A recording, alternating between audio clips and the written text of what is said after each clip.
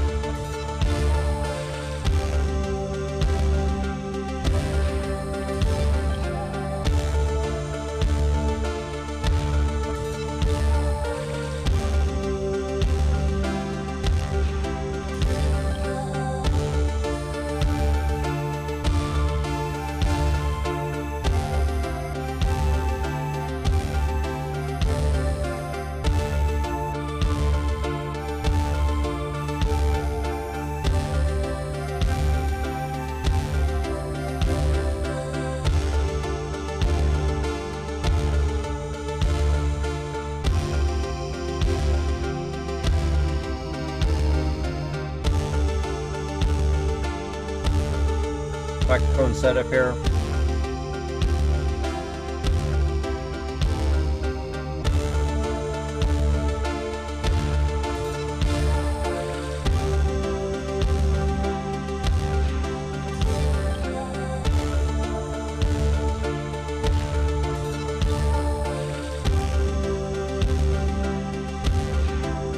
Hopefully that'll be a little better.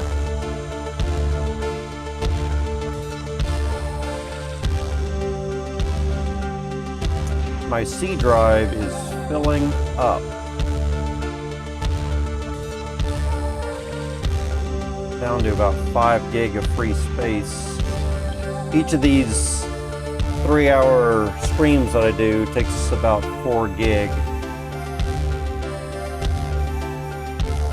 Not that I need to keep them all, but I am planning to cut out a couple of shorter videos for YouTube based on that.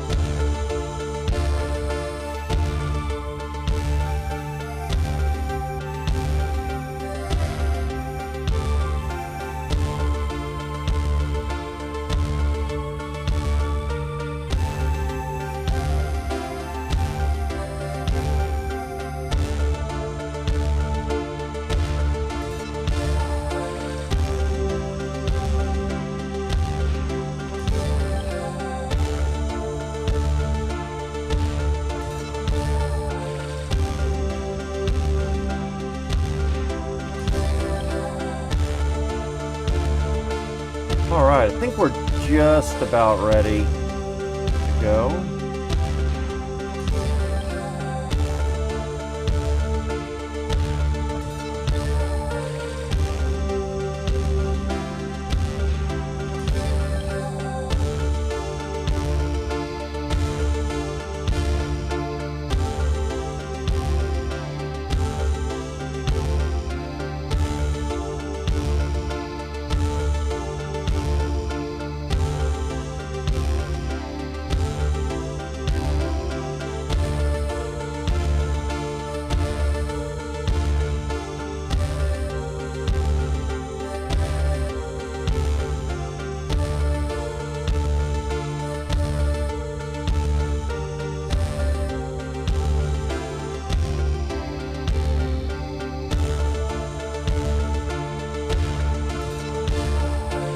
Okay, there we go. Let's get on over here. Get this party started.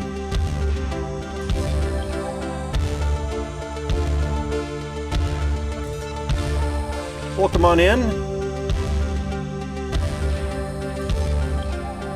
Hello to everyone in chat. Let's see what we've got here. So on our earlier stream on twitch.tv, this morning we did our market analysis. We kept up with things, our daily spreadsheet gains on our accounts. And we also spent some time to look at what hero do we want to buy or hire to help us get another level 1 for the DFK Fight Club, right? So let's talk about that a little bit more here today. Fight Club, DFK Fight Club, we've got their own Discord, got stuff going on in here, and a little bit about the game info, how turns work, how to set up your account, all this other kind of stuff. I think everyone in DeFi Kingdoms world is familiar with the Fight Club. Are you signed up? There's only 64 seats available in the tournament. Some of the prizes are looking pretty good. I think if we do maybe it's under tournament chat, perhaps. Scroll up a little bit. Do they have something about the prizes in here? I think this is where I found it last time. I'm not sure any better place to find it, but here we go. The Little Heroes Tournament. I guess some people are calling it the Baby Cup also. It's going to begin this Friday, October the 8th. It's the responsibility of each of the participants to schedule a time to battle with their opponents, and it's done here in Discord. So I guess one of the cool things about that is you could even do it from your phone.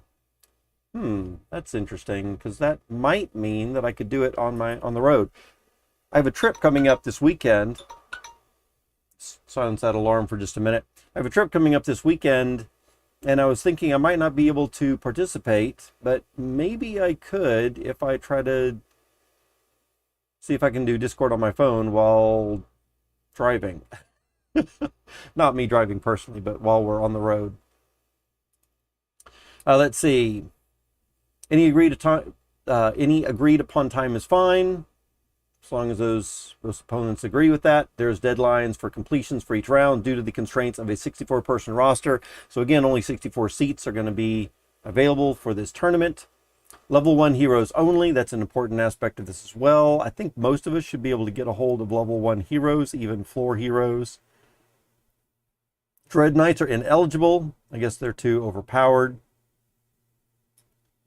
They say we may ban other classes after testing, but it turns out that they did not. So there was a cutoff time by October the 1st, and it looks like all the other classes were fine.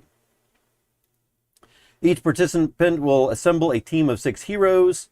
3 can be used at any given time, and then of course that gives you a chance for some backups or rotation in your lineup. Seeding will be determined after registration. Each round will be the best of 3 game series, single elimination. Gameplay will be governed by Fight Club. There we go. So 64 participants, and the prizes that y'all are probably going to be interested in. Again, this is all for level 1s. So there's not a lot of opportunity to advance those heroes up in a more specialized or pinpointed fashion, right?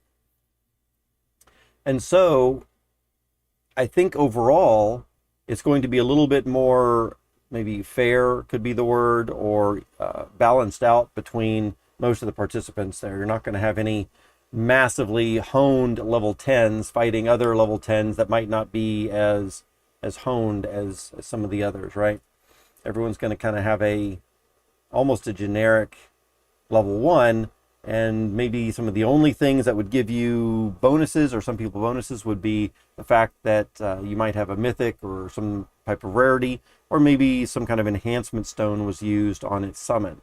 But even with that, I wouldn't expect that the difference in hero abilities for these level 1s to be very drastic, right?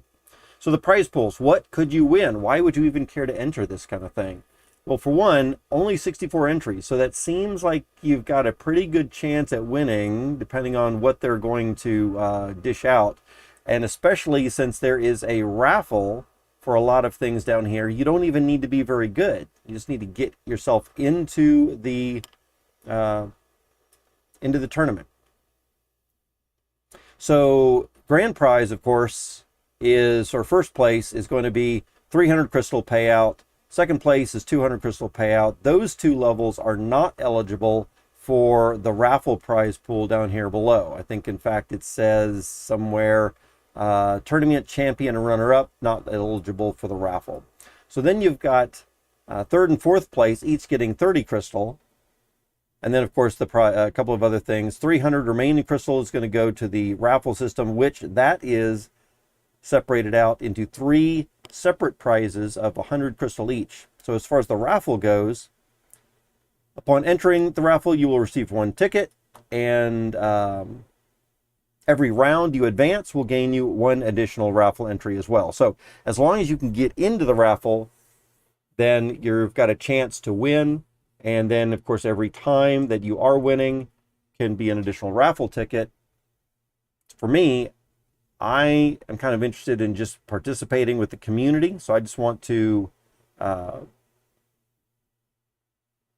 guess I want to participate and show my support, add a seat on the list, and hopefully get them to a place where they're filling up all 64 seats, just to kind of show that, yeah, DeFi Kingdoms has enough players to fill up a 64 participant tournament.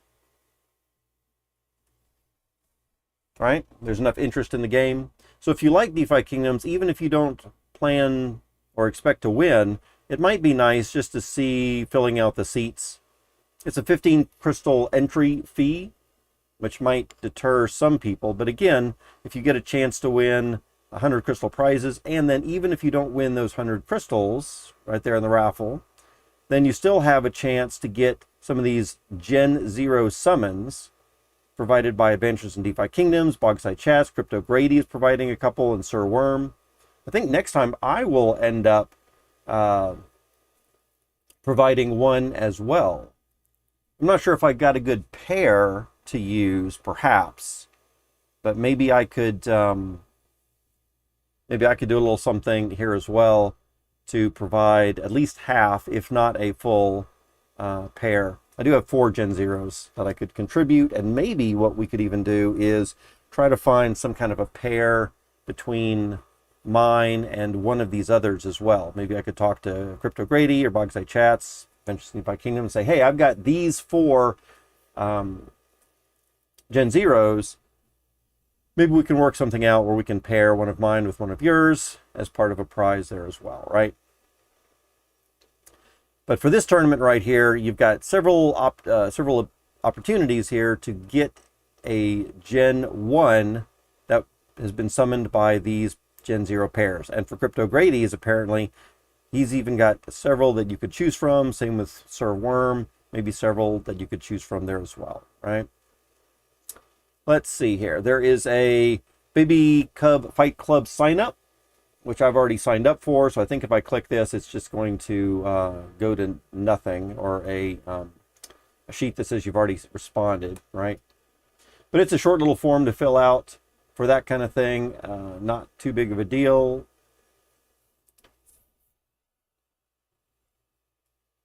I think you do need to be signed up by Wednesday.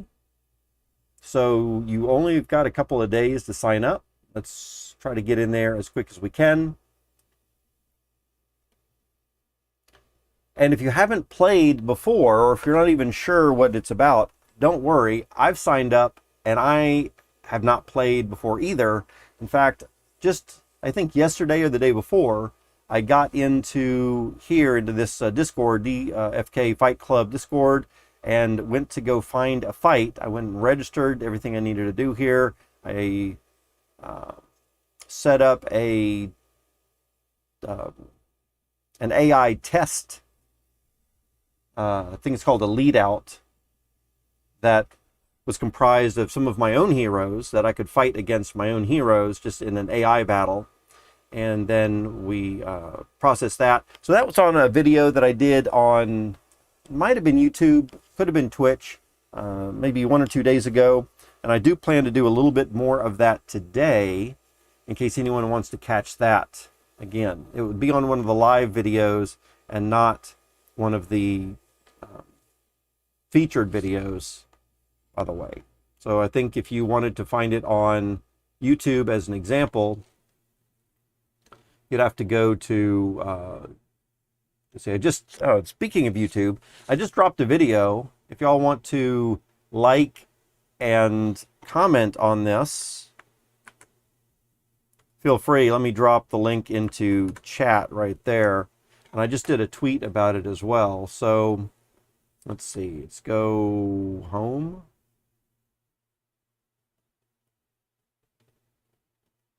Or maybe to Twitter.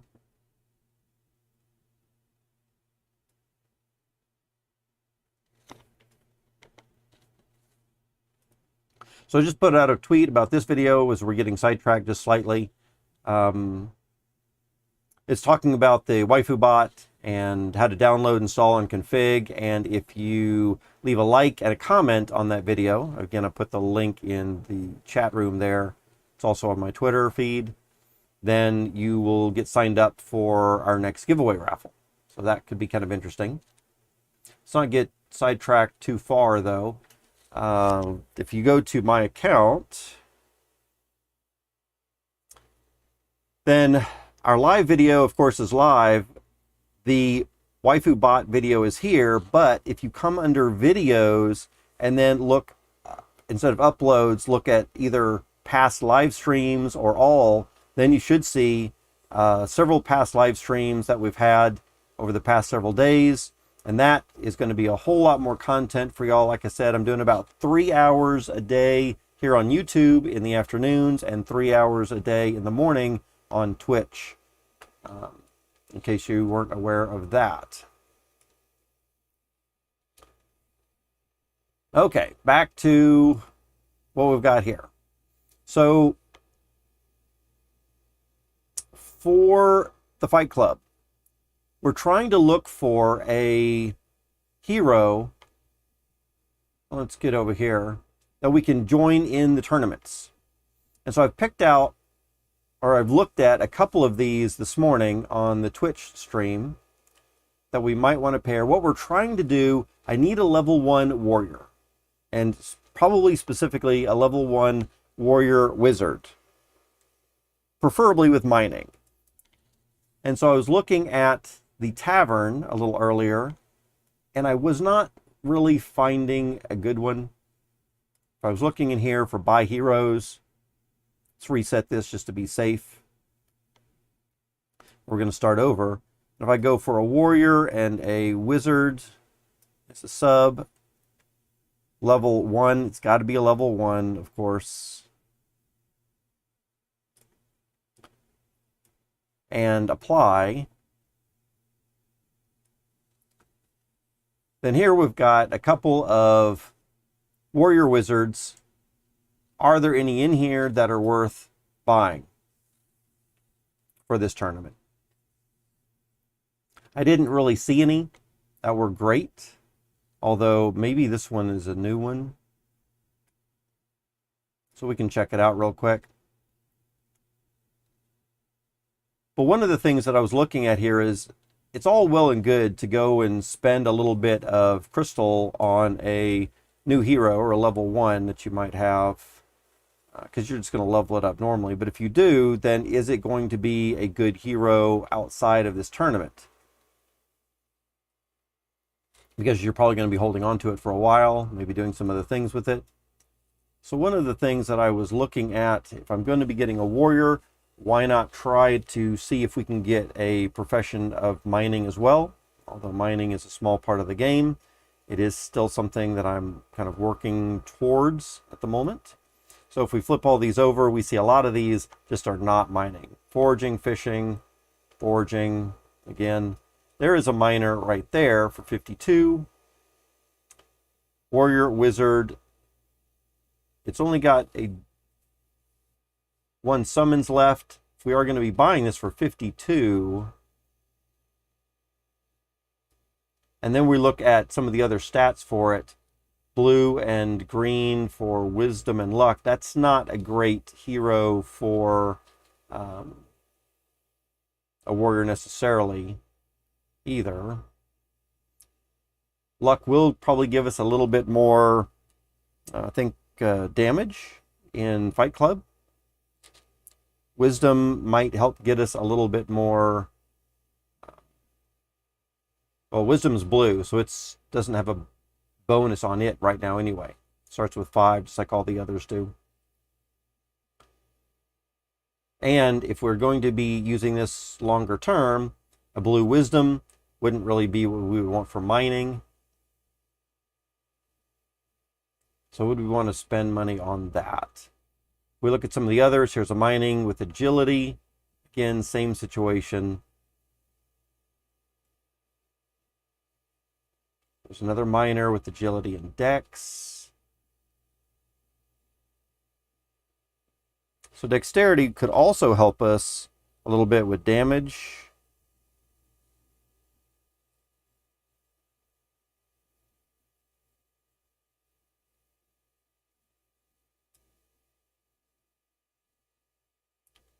Maybe we should just go ahead and buy this one for...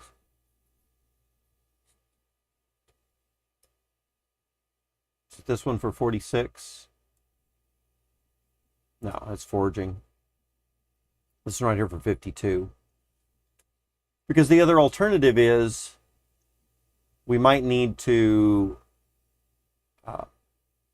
do a summons. And I don't mind doing a summons for this, but the summons will probably cost us more. It's at least going to cost 30 if we try to use one of our Gen 0s, which I've found that none of our Gen 0s would really make a good warrior wizard. So if we use this one right here, this is a Gen 1, or no, I'm sorry, not a Gen 1. Thought we had a Gen 1, a Gen 3, 4/4,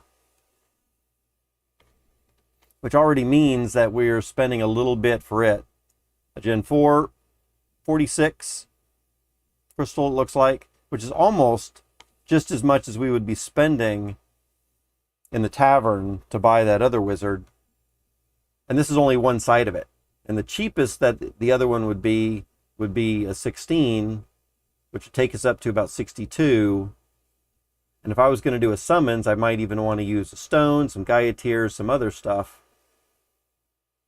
And if I'm just looking for another warrior to get in there real quick, that might not be the best. Of course, buying this one over here does ensure, it guarantees that I'm only going to be using a common, whereas doing a summons might possibly get us something a little bit better. In fact, if we go and look at this hero specifically here, both of these, of course, are commons as well, but there's still a chance that we could end up with a mythic or legendary, right? Very small, but it's greater than 0. This pairing also gives us a 90% chance to get a warrior, 42 for a monk. The matching with gardening is a little scary though, but there are some better ones that we could match with here. 85% warrior, 77% wizard, 87% mining. Still, we have a possibility for legendary mythic. We've got a good opportunity for intelligence on both of these stat boosts, which would be good for Fight Club. And being able to get in there both for damage and also for charge. But this does mean that we're going to have to spend a little bit of money, maybe a little bit more, well, definitely more than the 52 for that. I guess one thing I should also look at is how much do I have in the way of funds right now anyway. And for this one, I think for this one we were going to have to buy a hero.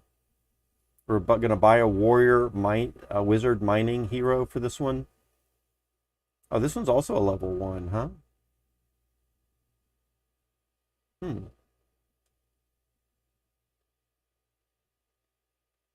29, 29, 7. Let's see if that's in here.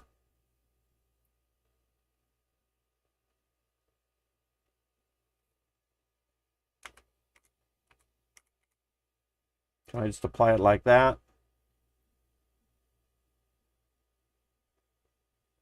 Flip is what I want to do. Warrior Wizard. 10 of 10, level 1, Gen 1.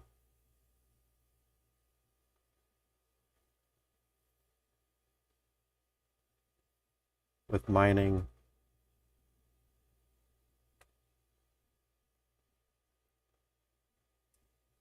Let's go over to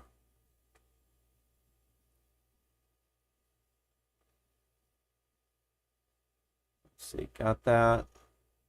Let's go over to our main account over here.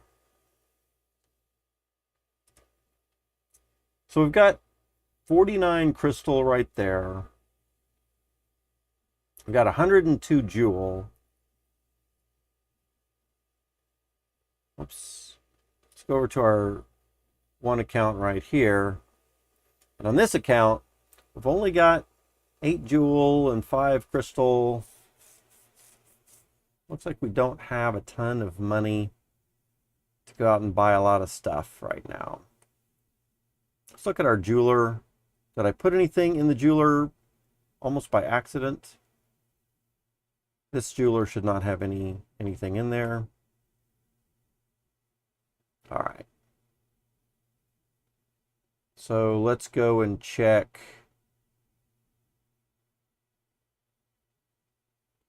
account number 3. Jeweler here.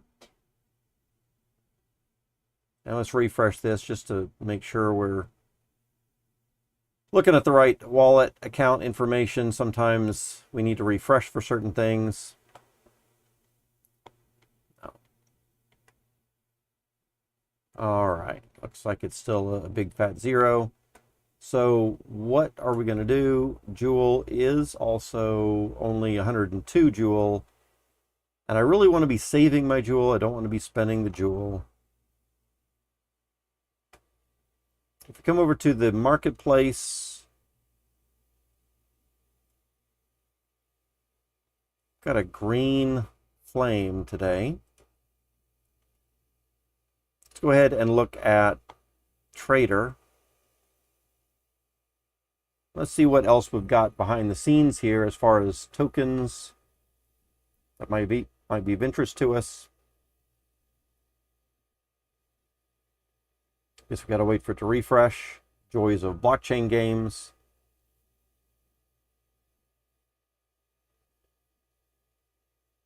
All right. So we have got a bunch of DFK items. 49 crystal, 102 jewel. And maybe I'd be looking at some USDC. I might have some balance in there, but it doesn't look like I do. So what are we going to do about getting that? For one, it is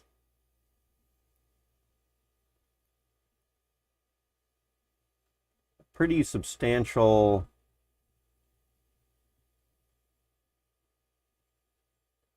expense.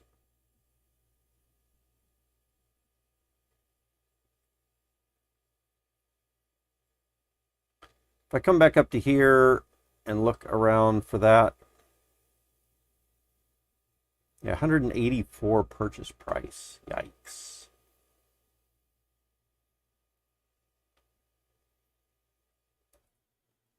For this common, Gen 1, level 1 common.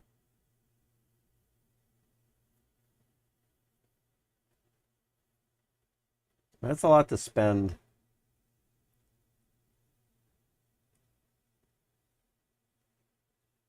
But it does have the wizard mining that we do want for a subclass profession. So how difficult would that be for us to do that on our own? Some of the other stuff that we're looking at here, if we try to pair these up, is do we have any chance for advanced stats? We do have a slight chance for some advanced stats.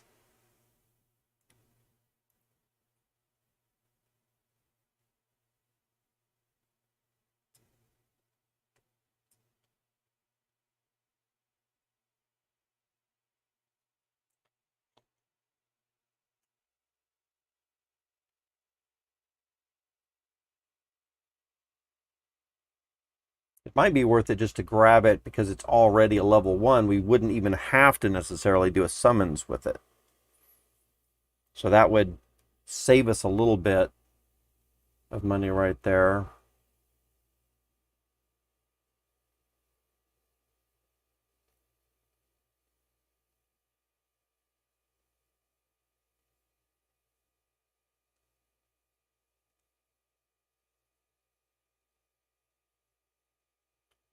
If I do that, then I'm really going to need to probably pull some funds out of something else.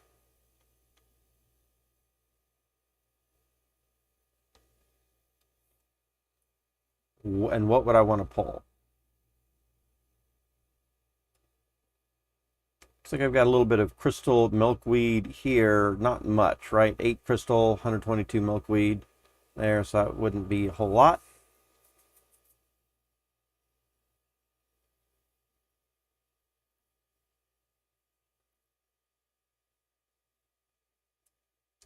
I'm getting down pretty low in funds to be just tossing stuff around willy-nilly.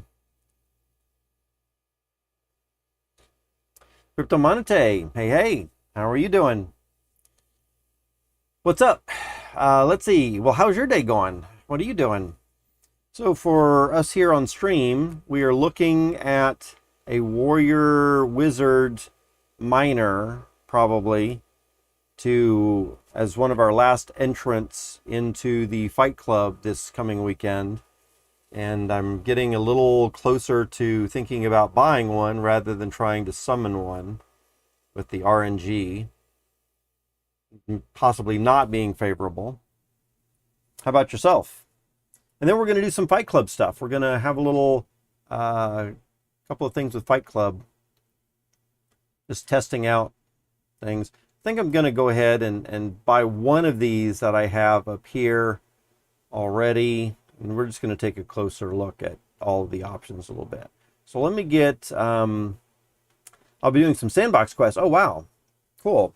What kind of sandbox quests are they running right now?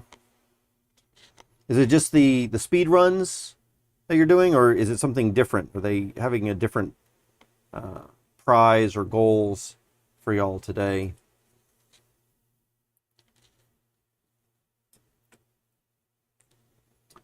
Let's see.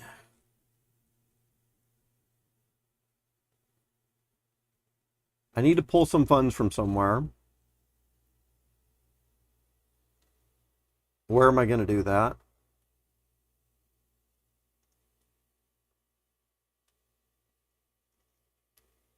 Probably, and this account does not have anything in the gardens, right? So we could take something out of some of our gardens. We could go into a jeweler somewhere, which I don't think I've got anything in this jeweler anyway, but in Serendale I do. So if we go into Harmony blockchain and look at the assets in here, jeweler, I've got a little bit of money in here. So do we want to pull out, how much is Jewel looking at right now? We wanted to compare that to Crystal. See, this is part of the problem that I'm looking at also. Jewel's been down a lot over the last several days, and Crystal has been up a lot the last several days. So it's going to take a larger amount of larger amount of Jewel to get that same amount of Crystal. Crypto Monete is saying, did you stake on land? It's good APR. I did stake on land. What is the APR at right now? I forget what it was when I started staking on some of the sandbox land. I want to say something like maybe 110%. I think it was a little over 100%. If I remember correctly, I could be totally off with that.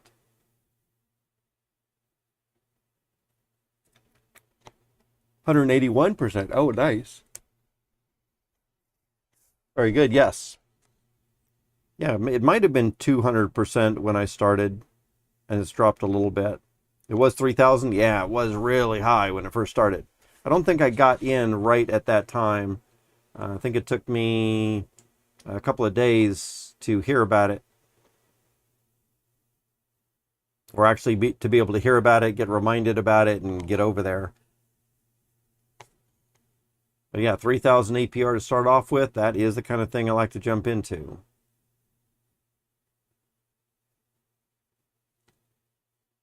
I forget how much I staked over there. It might have been about 200 sand, maybe? Or maybe more, maybe 500 sand. I forget.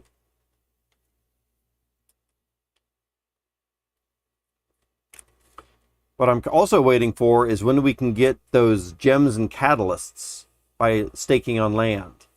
All right? Gems and catalysts is what I'm waiting for. You got 37 sand the first week. Wow, nice. Nice.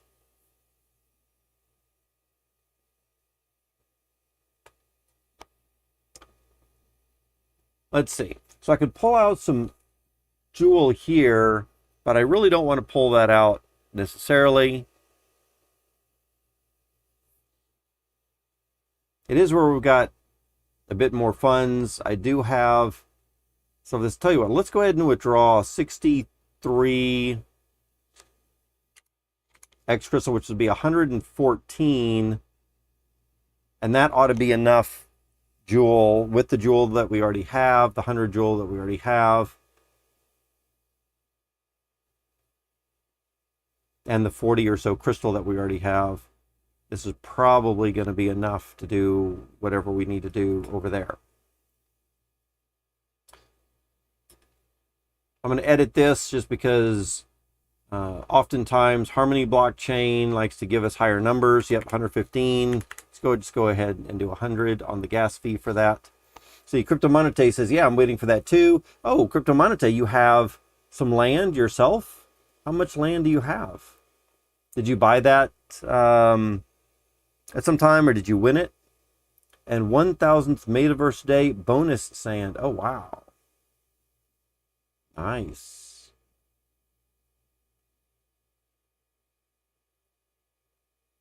Bonus sand is always good.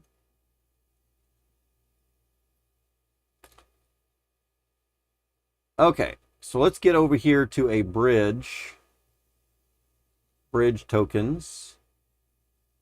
And what, oh, let's refresh this page also. I bought it 1.1 ETH. That sounds like what I paid for my very first one. It was about 1.1 ETH. And unfortunately then, over the course of the next month, as I was getting more involved, I think I ended up buying some for 3 ETH, or pretty close to that, 3 ETH, when ETH was almost at its highest, almost like 4,500 or something like that, close to 5,000. I think ultimately 2 or 3 of my lands, at least 2 or 3 of my lands, cost about 15,000 US dollars. So that's pretty substantial. We're we're definitely below that right now. But yeah, the first one I bought was somewhat close to 1.1 ETH. And so yeah, that's a nice price to get in. I think that's pretty good. I think we're overall down in value at the moment, but we are expecting that to go up much higher. All right, let's go ahead and bridge over this jewel. We've got 115 jewel to send over, prove that bridge.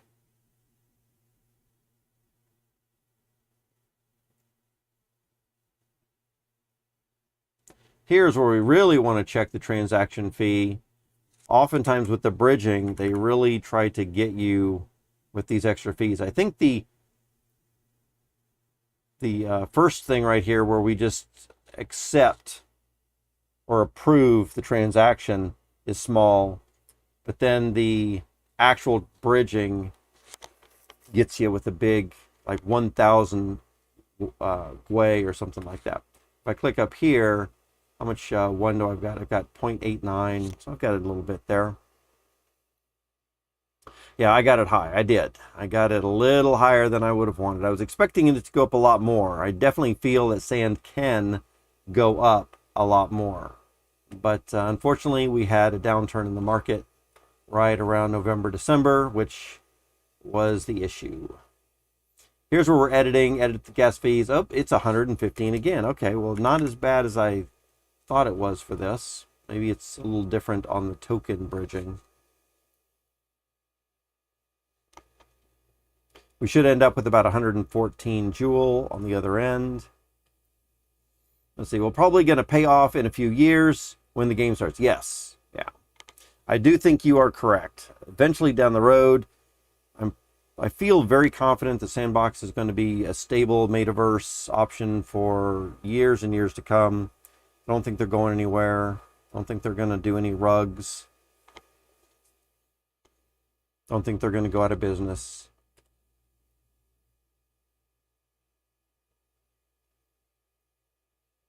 So holding on to that feels a bit safe. All right, let's get back over to our DFK chain here and take a look at our Joule that we've got now. Should be coming in soon. We've got 102. And we ultimately should have more. I think what we want to do is convert that Joule into crystal. So in that particular case, we ought to go over to the marketplace in anticipation of that.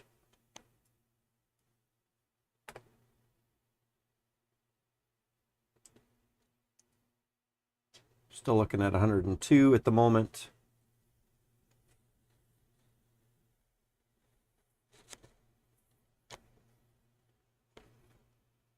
Let's see. Yeah, one of my things right now with I'm not sure if you've been watching my streams in the morning hours for me when we do the live streams on Twitch. But I update and I keep track of my spreadsheet and my gains every day here. And I'm gaining about 10 crystal a day, I guess, or 15 thereabouts. And so that's almost 100 crystal a week on an ongoing regular basis. So it's pretty good. I'm pretty happy with that.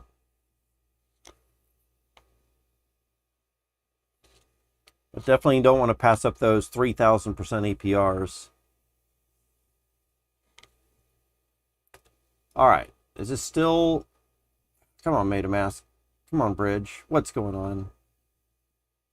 There we go. 217 Joule.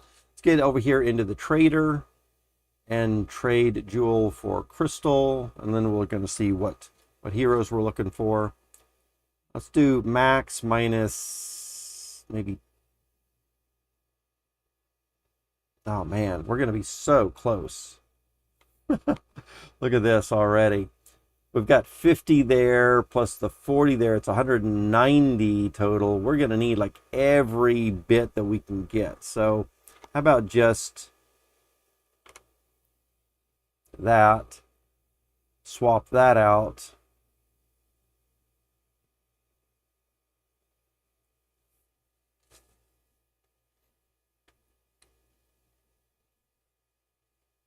And confirm.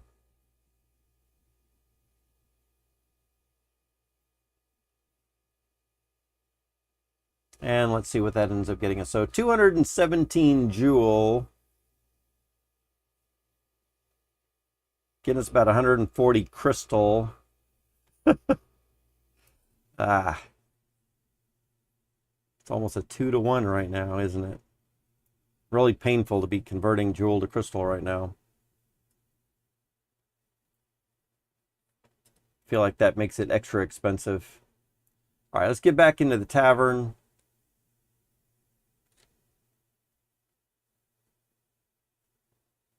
Agent, buy heroes.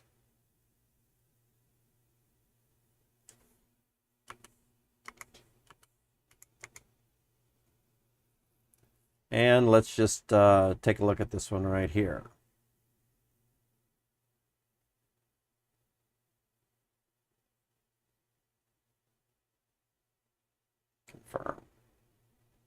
It's a lot to pay for a hero.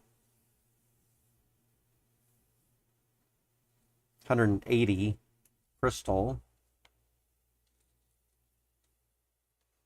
But that is about what I would expect to summon. It's about what I would expect if we were going to do our own summons with some Gen 0s. So what do we end up with right here as far as this hero goes? We now have a new hero, Fawn Horse Branch. Cool name. I like the aesthetics also. We've got a warrior, is only a common, level 1 Gen 1, so we can get it into the tournament, which is great. 10 of 10 summons. Thanks to the previous owner. Summoned it, didn't do anything, just let it go. Warrior Wizard, which is what we're looking for Fight Club this time. Let's flip that card and look at this. So one of the things that we had here was a 13 strength, which was pretty good. We had a intelligence green bonus, which allows us to have a little bit of a boost right away for not only damage, but also charge for Fight Club. After the tournament, being a warrior minor, it's still good as far as profession goes as well, right? So I guess this was the previous owner. Bottle. Thank you very much for putting that hero up for sale. I wish it wasn't quite so expensive, but obviously I felt it was good enough. And then also, besides this hero just being an okay hero for itself, look at what we've got here with this. So, Fawn Horse Branch, if we pair that hero now with one of our own heroes here, Miley Gore Follower, a Warrior Wizard Minor also, is a Gen 3. That is true. I don't particularly like that too much, but 4/4 summons. But when we come down here, we get some really nice things here. Let's see what we get here. We see we've got some Gaia Tears. That was something else that I was noticing about this. The previous owner or the summoner gave us some Gaia Tears, which I thought was good. We also have a chance when we tried to do this for a basic 1, basic 2 for stats unknown, and I thought that would be kind of interesting as well, since everybody's talking about that these days. 85% chance for a warrior, 77% chance for a wizard, 87% chance for mining. And then we've got a common intelligence boost right there, intelligence here. So this one, again, could be really good, or it could also produce another very good warrior wizard combination that's really kind of focused, and then also gives us small chances for some advance. There's a 3.74 advance right there. Again, not much. They might have a chance to get ice as an element for a background, which would be good for Fight Club. And then, of course, we've got a 9.38 chance and a 14.6% chance for advanced in the stats unknown 1 category. So what we want to do at this point is come over to here and grab our wallet address for our main account right there, and then drop or move this hero into that wallet.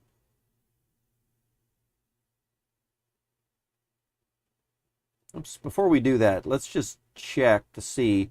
All right, so Fawn has a little bit of XP. We definitely do not want Fawn to go over level 1, so we're going to need to also update our level up spec sheet to keep that from happening.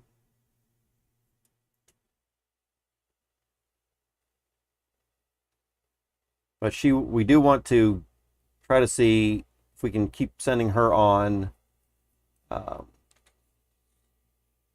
some quests get her up to about 2000 XP as soon as we can, even if we're not going to level her up before Saturday. In fact, yeah, it's possible for her to level up before Saturday, I guess, if we allowed that. So let's go ahead back to the tavern and the barkeep, sending heroes. Let's send this one over there. We could also end up using this one to do a summons with. So we'll look at that today as well. Sending it off to the Rock 808 account. Let's go ahead and send.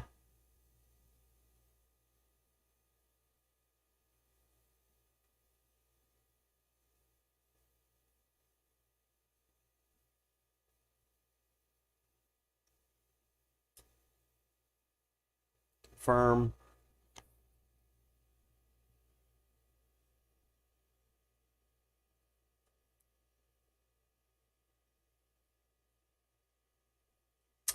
All right. Oh, and also one thing that we need to look at here is we had that alarm go off not too long ago, and that means we can look at active quests here. Let's refresh this page. Look at active quests, and our Galena is now ready to be collected. We're going to give her a stamina potion and send her right on her way again. So we're going to confirm that. Pull up our spreadsheet again since we're tracking our progress through these quests.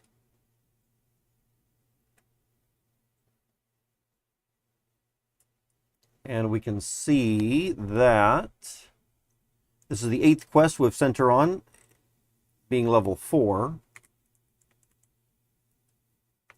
And we're going to add plus 148 experience. That is not a good amount of experience to be getting each time. Galena, do a little bit better, please.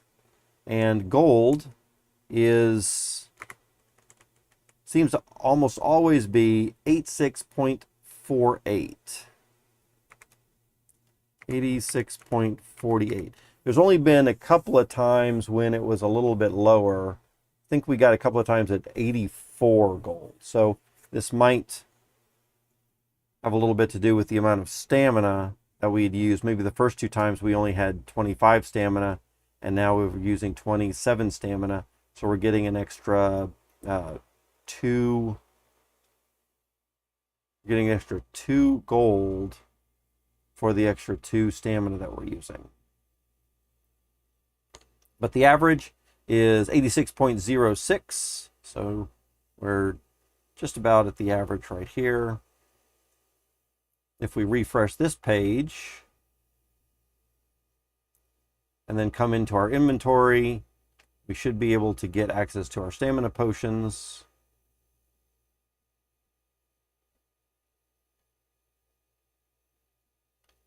$16 left. We go through about 5 a day, so it's about 3 days worth of potions left. Use the potion, select the hero, Galena, and send her on her merry little way. Confirm. We are losing out 2 stamina points. This stamina potion is going to add 25, so it would have been 29, but we're going to lose those extra 2. It is what it is. Should have jumped on that right when the alarm went off, although I was in the middle of something else. So, quest list. Gold mining, view quests, add a hero, select Galena, continue 1 of 6, and start the quest again. Confirm it on the blockchain, I guess. And now we have 27 blocks, reward blocks, 270 minutes, which is going to be about 4 hours and 30 minutes or so, or 40 minutes. And I've found, or 30 minutes, we need an extra 40 minutes added to gain from the 25 stamina that the stamina potion is going to give us. We want to bring back our stamina up to 27. That means we are going to need an additional 2 stamina points. And if we get 1 every 20 minutes, we need to add 40 minutes to this time right here, 4 hours and 30 minutes, which brings us to 5 hours and 10 minutes to set the alarm to come back, and she'll be ready again with another full 27 stamina in 5 hours and 10 minutes. Okay. Then what we're going to do is come over to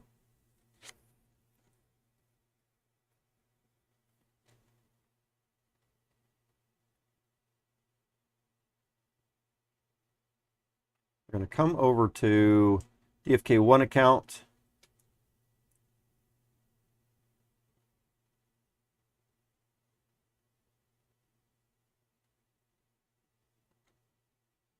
And from here, we should see, under my heroes, sort by levels. We now have Fawn with our other level 1s in here. Some of these level 1s are already ready to level up. We're just blocking their level ups, so they will be available as level 1s to get into the Fight Club tournament this weekend. I think here's another one that's just about, as soon as this one finishes this quest, it will also, it will also be ready to level up, but we're going to hold back on that. The rest of them, we're trying to get them up, of course, as quick as we can. So this is now our 6th level 1 hero. All the rest of them are higher levels. But this gives us 6 level 1 heroes to choose from with a pretty good array of heroes. Let's take a look at, and we didn't need to even summon, we didn't need to summon, although we still might summon. But if we were to summon, we would be after a warrior wizard, and we've already got one of those. So the only thing that we would want to do a little bit better, I guess, is use a stone, some kind of enhancement stone during the summoning process, and seeing if we can maybe get something a little bit more out of that. Let's come over here to DFK Fight Club, and instead of this hero right here, Hero 24370, which is our current warrior priest, Ingar, let's stick in this warrior wizard and see what happens here, right? So let's take this wallet address and reload the page. Coming into Fight Club, putting our wallet address in there. Let's choose, for our first place, we want our pirate right here. Then in second place, we want our new warrior wizard. Then in third place, we want our archer pirate, I think. Nope. We want our archer wizard. There we go. So let's view. I think this is the lineup that we're looking for right here. Posey Titithrax, which 9A7A helped select the other, I think, Gen0 hero that we were using to summon to get this one. Turned out to be not only a good hero on its own, but it looks like it's probably going to even start the lineup for Fight Club, although I wasn't expecting it since we had the matching subclass. You know, all these that don't have the matching subclass, they get an extra different type of ability down here.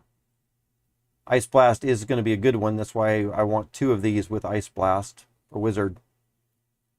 But they have some different main abilities here.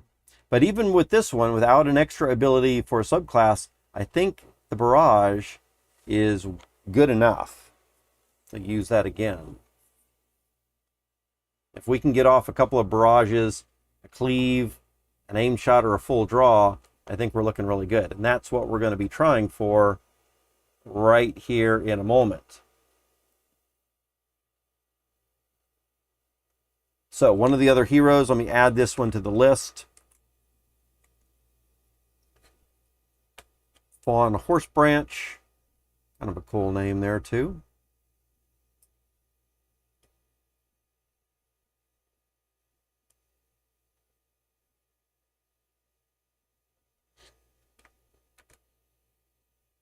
Oh, I guess I don't. Let's just type it so I don't get all those weird colors. Fawn Horse Branch, or just Fawn, is a warrior wizard.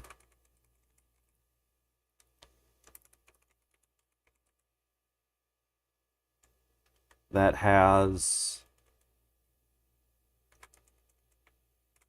cleave, last stand, that each require 1 meter, which is part of the problem with the warrior that I had before. It had these good abilities, cleave and last stand, but they required a meter, and I might not always have a meter.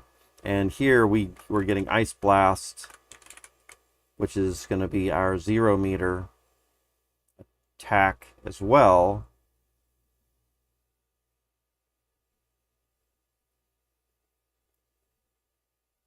Okay, so what we want to do is we want to put in Posy's Cannon Barrage. We're going to then give Fawn's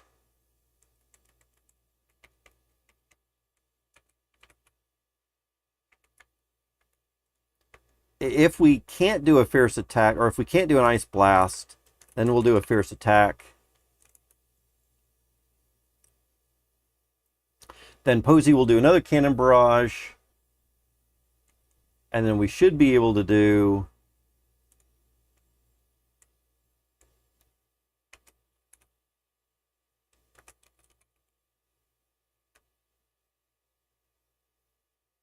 a another Fierce Attack, and then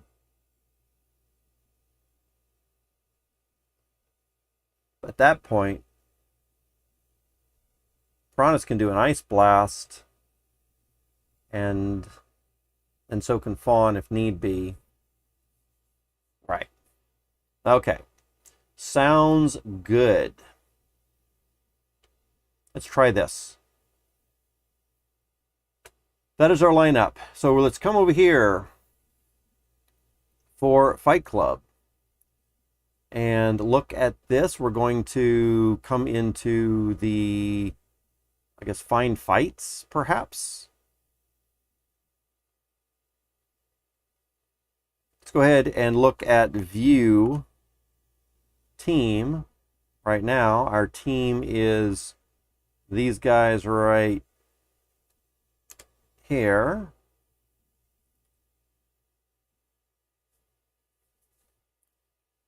Posy was first, Ingar was second, Piranhas was in the back, but we're going to mix that up a little bit, and we're going to put in View Wallet Heroes. Let's just see if it recognizes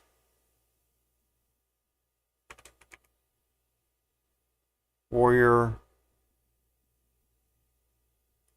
Let's just see if it recognizes our new one. Level 7, we got a Warrior Wizard. Level 1s, we've got a Warrior Wizard with like the 2929. Okay, so that is the one that we want right here. So we want to put this one in our midsection now.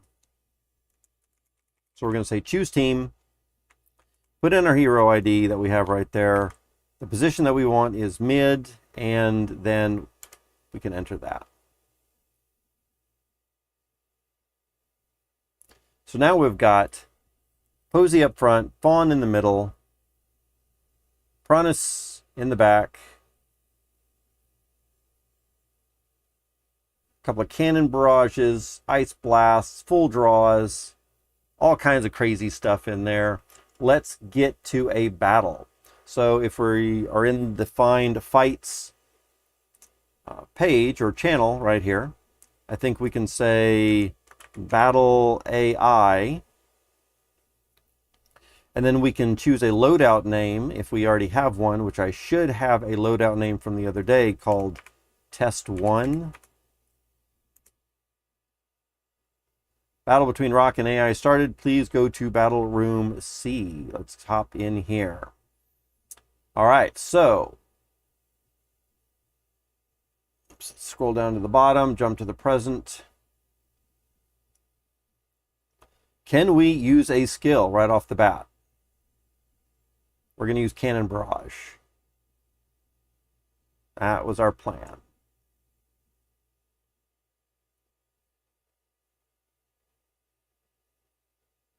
Deals 50 damage.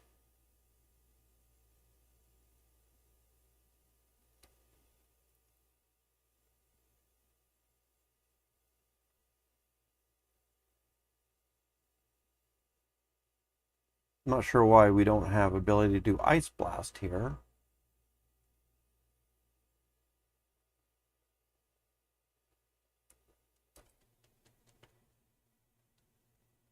There we go. So here we've got Posey uses Cannon Barrage. They swap positions. Ingar does an attack. Takes 50 damage from the Cannon Barrage, and then uses Last Stand, which again, that seems a little weird. Maybe the AI isn't the best for that. Ingar gains 10 damage. Fawn attacks. They take 26 more damage from the auto attack. Fawn takes 38 damage, down to 104. And so now I should be able to use a skill. Can I use another skill right now? I can use Ice Blast. Let's do that.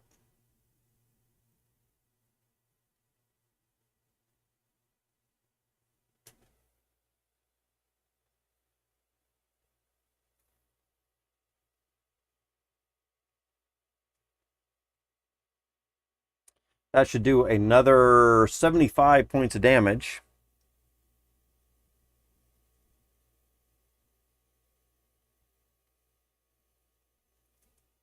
So here we get Fawn uses Ice Blast. Inger takes 75 points of damage. Fawn attacks. Ingar takes 28 damage. Theirs and theirs dies right there. Okay. Theirs attacks mine for 33 points of damage. Fawn is down to 71 health. Let's go ahead and try to use another skill.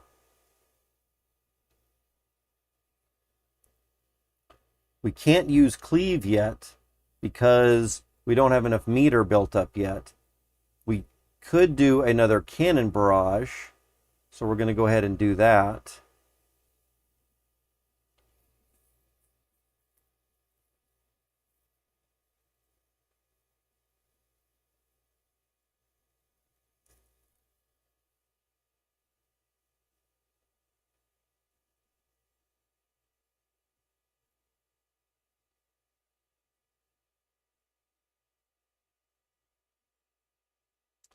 And we're going to see how this ends up. Turn 3 has ended. Calculating the results.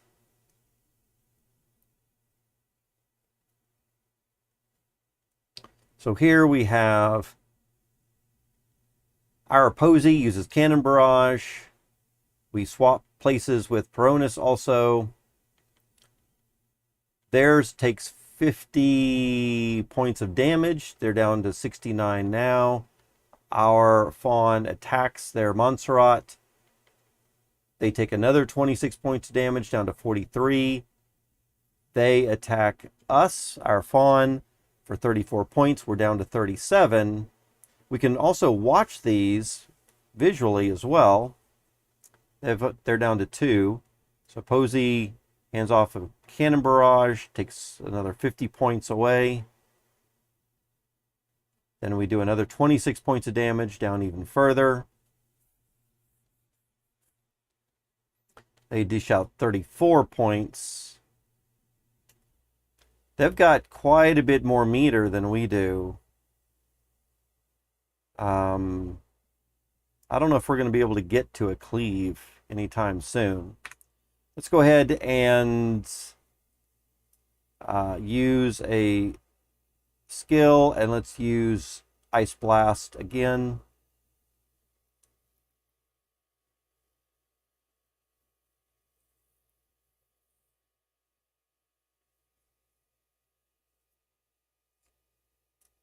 That should be enough, I think. If we had them down to 37 or 43 points, then our 50 points of damage should finish them off.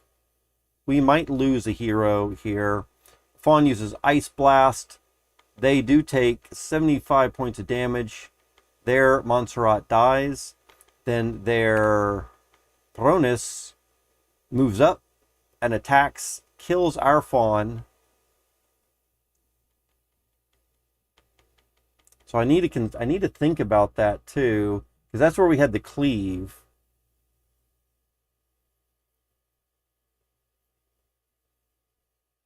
Maybe the cleave should come in.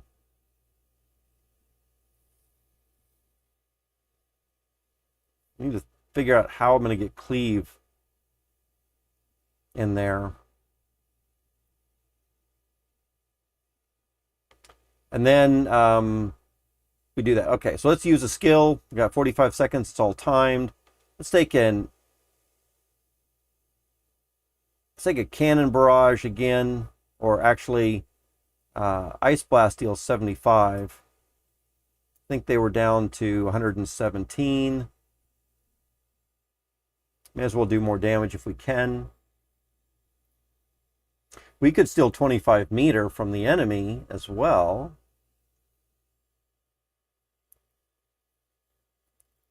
Gain 50% damage. Or speed randomly chosen. And so here we use Ice Blast, take them down to 42. They're going to, they take 75, or we take 75. So it looks like they use Ice Blast. We take 75 points of damage. Bonus attacks normally. We take 28 more damage. We do another 14. They're down to 40. And if we use a skill at this point, as long as we do 40 damage, I think we are good. So we could just do a Cannon Barrage and end it right here, right?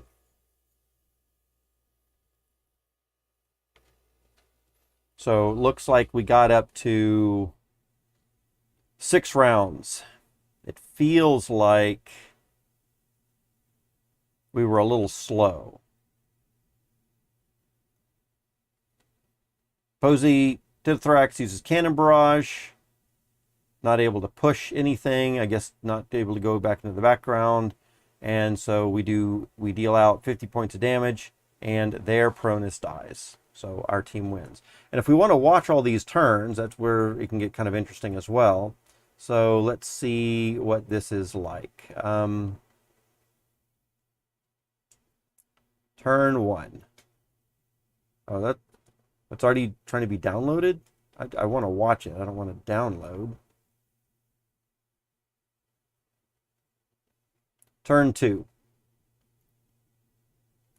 So turn 2, we got off a quick attack on them using Ice Blast. Did a nice hit right there. And then an additional 28 knocked him out totally. That's in round 2. So we did pretty quick work of that first one right there. And they get a good hit.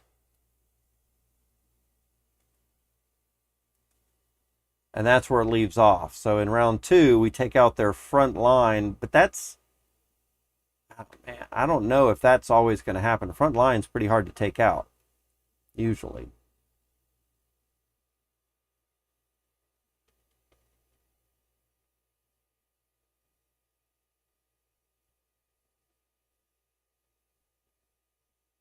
And then for round 3,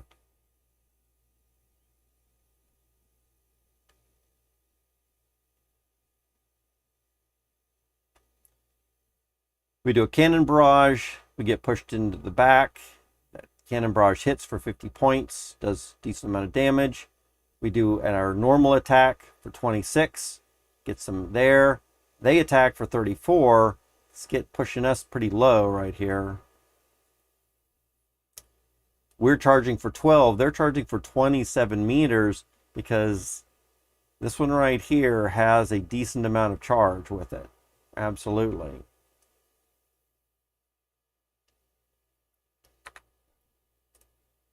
Turn number 4.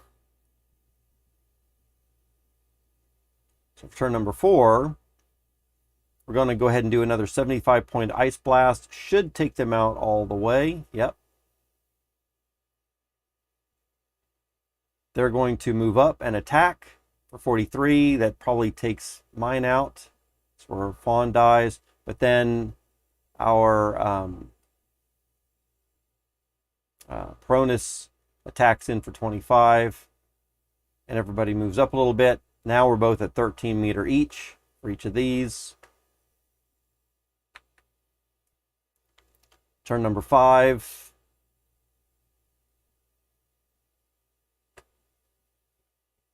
Who gets initiative? We get initiative. We're going to do another Ice Blast for 75 points.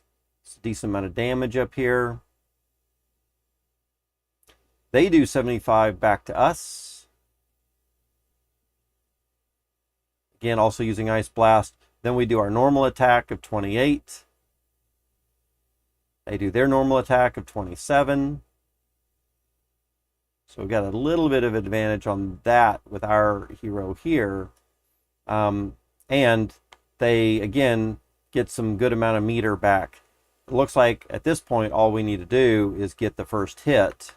Is that going to happen or not, right? And again, we're playing against an AI that might not be as advanced as a human player. So we get off a cannon barrage, take out 50, and then, of course, that's the end of the game. But they could be using things like interrupts, right? They could be using interrupts. They would have to, basically with my lineup, they would have to be using interrupts every single turn because I could just keep throwing things out there. I guess it's possible that I could use a fierce attack instead of something else or do some kind of weird swapping. But I think one of my strategies is probably just going to be to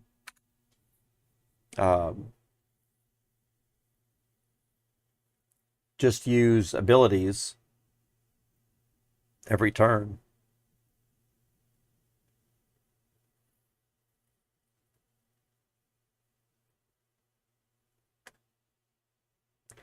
We'll have to see how that goes with a set of human players.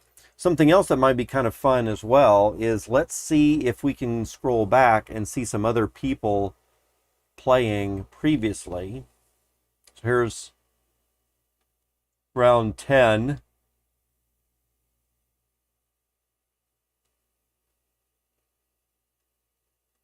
Between some other players here. I wonder what levels this set was here. So let's roll back to turn 1. And let's take a look at this. Team 1, Franz. Team 2 is Corey. They have all level 1s. Bunch of level 1s there, bunch of level 1s there. They've got a front line of, it looks like, a warrior archer. Their mid is an archer seer, and their back is whatever blitz is, I don't know, with a archer. Okay. Corey's team looks like, again, warrior in the front. Looks like a common thing to have with an archer. Okay. It's good. We've got a wizard. Their second line is Lightning Strike and Attune, which I don't know what class that comes from, but of course Ice Blast is Wizard. And then their last place, it looks like an archer with aimed shot and another aimed shot there. So I think we've got a pretty decent lineup for what we have. If this is what they're bringing in. Let's see how this goes. Turn number 1 for them. Team 1 interrupts 2's front line. Boom, stops right there. Team 2 interrupt teams 1. And then, of course, they just have their normal attacks right there. So they're just doing interrupts right away. And then there's a bit of a charge happening.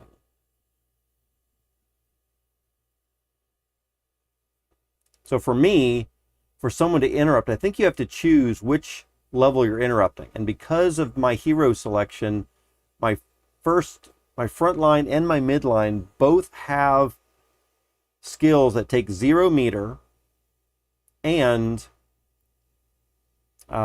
they both have attack skills that can be used. So it would pretty much be a guess. They'd have to randomly guess which one that I'm going to be using. That would be, and that's going to be very difficult. I'm very, I think, offensive heavy. Don't have a lot of defense necessarily. All right. So that's what they're doing right there for turn number 1. Turn number 2 comes in.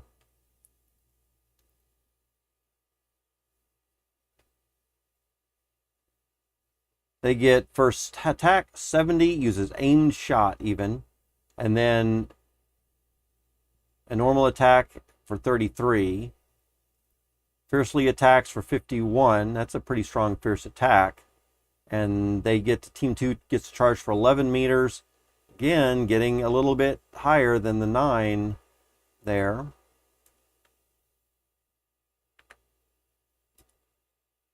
And they started to go after their second line right there in turn 3, or their mid. Then we've got, again, Last Stand, gains 25 damage. Aimed shot hits their midsection. Normal attack does 55 over here with a swing, and again attacks for 37. Charge again 11 and 9. So we see that charge is going up just a little bit there. Already starting to get low and don't even have half of a meter for this.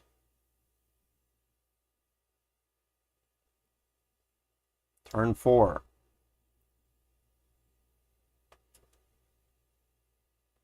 Team 1 interrupts Team 2's front line. Team 2 interrupts Team 1's front line. 56 and 31 damage.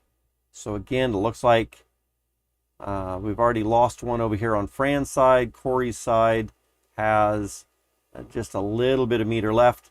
And again, here we saw things change a little bit. Now I think we've got 11 meter and 14 meter gain. So I wish this was a little bit slower. But that is, it's a good bit of a difference. Although it looks like Corey's probably going to lose front line next. Let's see what we got for turn number 5.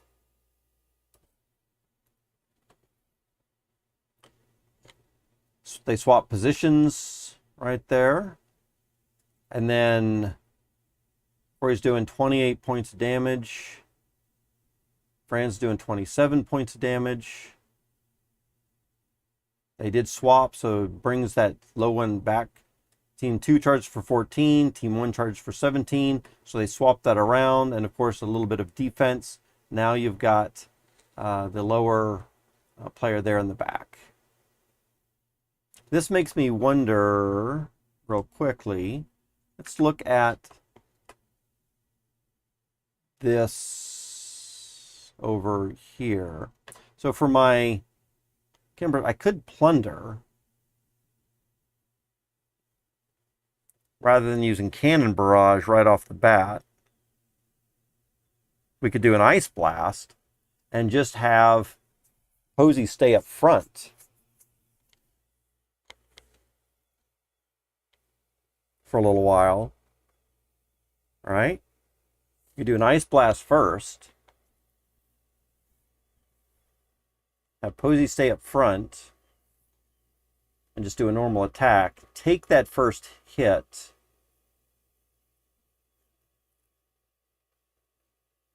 And then move back.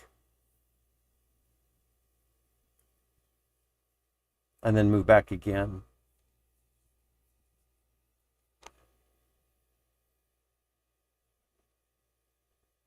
So it would be Fawn takes the first shot, then Posey.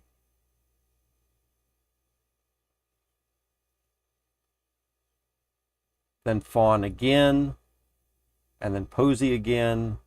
And by that time, Posey will be in last. And then Peronis can be out and do some damage there too. Fawn will be in front, taking some hits. Not a lot. Look at this. The health on this one is 142, and same for this one, 142. Charge on each of these is 12 except for here. Damage, you're going to get a lot more damage from Posey, so maybe keeping her up front, doing a little bit more, might be good.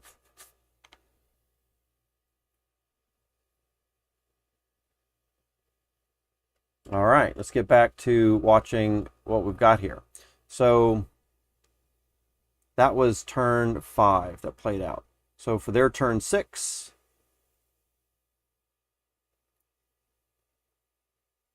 aimed shot back to the mid. That's going to take out Corey's midline. Attack goes by 31 against Franz, 27 against Corey. For the auto attacks, 14 and 17 meter. So again, Team 1 is now really advancing up quite a bit more in meter. Although Corey already has a little bit of a lead, or had a lead, but now it looks like Franz is caught up now.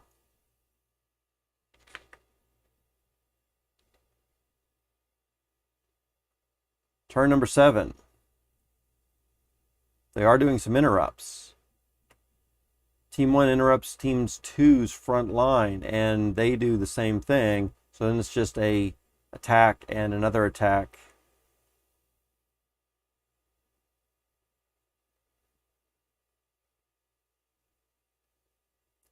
(14 and 17), so they're getting up a little closer.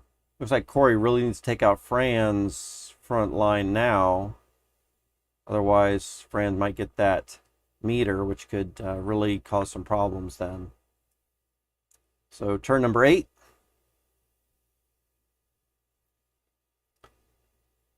Team 2 interrupts Team's 1 midline. Uses Blitz. They swap positions. 30 and 31 damage. Corey loses another one. And another 24 damage as that one moves up, moves forward. And so now, looks like Corey has a meter and also Franz has a meter. Things get a little bit more interesting at this point. But looks like Corey's probably not going to make it much longer. That was turn 9, that was turn 8. So turn 9, surprised it does make it one more round though. Team 1 interrupts Team 2 front line. So they do a fierce attack. And then 25 points. 14 and 17. And then finally, turn number 10.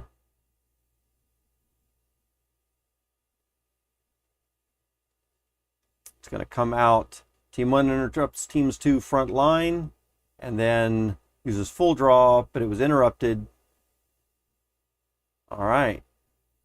It's interrupted. So they do 30 points of damage. They take out Franz's front line. Wow. But when Franz's backline moves up, and we take out Corey's last piece right there. So that was closer than I thought. There was a lot of interrupts going on there, which I haven't done a lot with myself. I think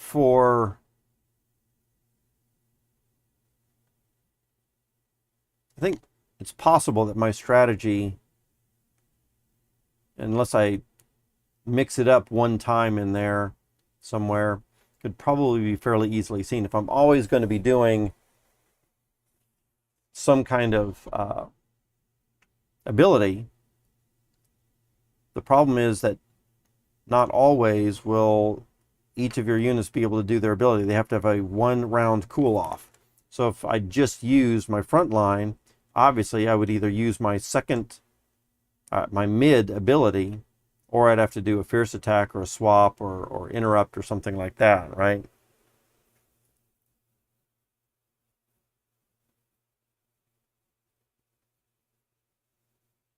Otherwise, you would be able to guess what I was about to do. So that was a very interesting battle right there. Let's go ahead and look at another one. Scroll back a little bit further. And it looks like we've got another 9 rounds between Corey and, or between somebody. Turn 9 right here. Who is this involved with? It's like this is going to be delay and an AI, all level 1s. I'm not sure if I want to pay a lot of attention to the AI battles too much, but I am interested in seeing what they're bringing in. So it looks like, again, Team 2 has a Cleave, Last Stand, Ice Blast. So a Warrior Wizard, which is what I'm bringing in. They've got a Priest and a Pirate coming in the second spot. And Shackle, which I think is a Knight.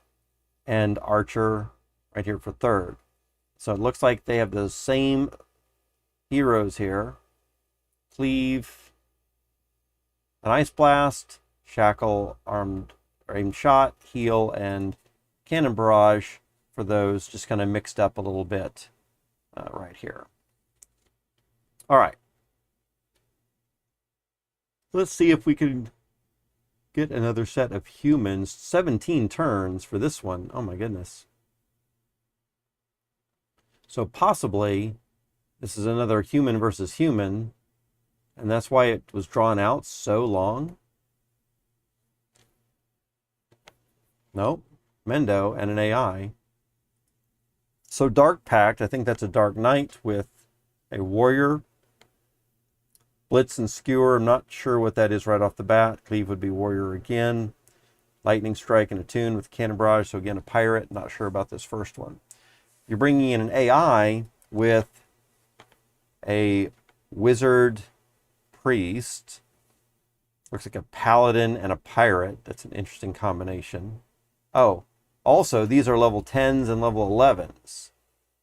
Okay, that's a little bit different also. So let's take a look at this next one. This one is level 1s with Bob Nothing and AI.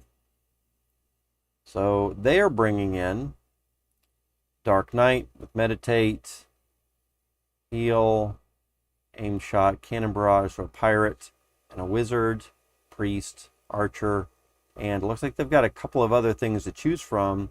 So Cleave and Aim Shot, that would be a Warrior Archer with a Archer Monk. And for Lightning Strike Attune, I'm not sure what that is. Meditate is also a Monk. So, interesting combination there. Playing that AI. Let's just see what we get here. So, turn number 1.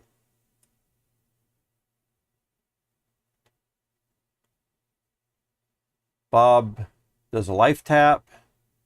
AI does a fierce attack.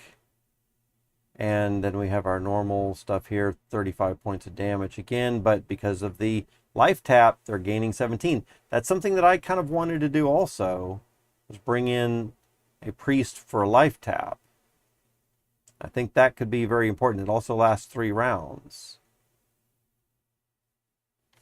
All right, so let's see how that life tap really affects over time here. Turn number 2.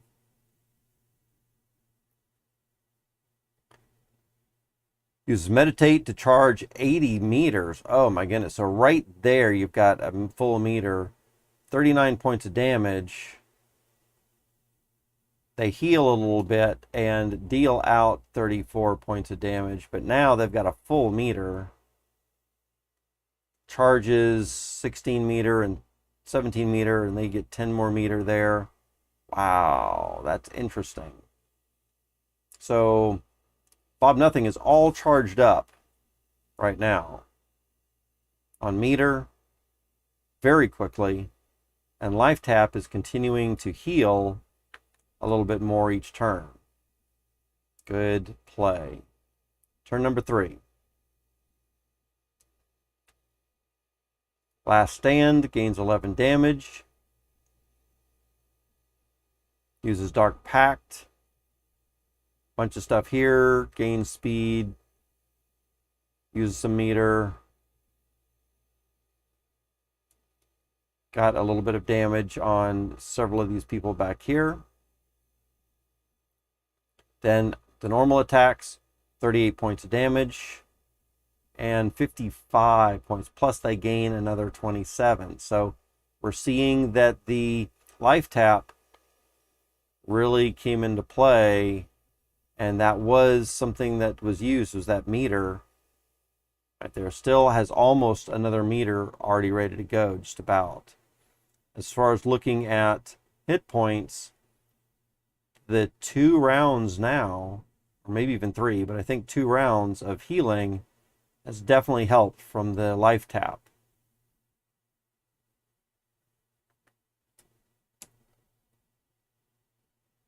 All right. Let's take a look at turn number 4.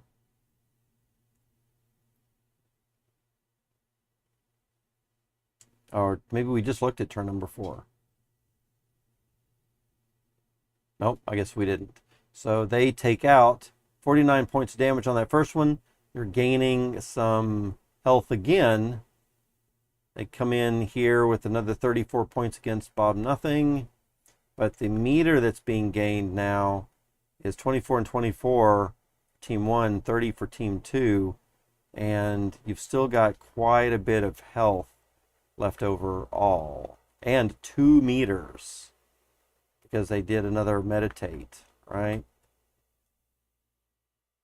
Turn 5.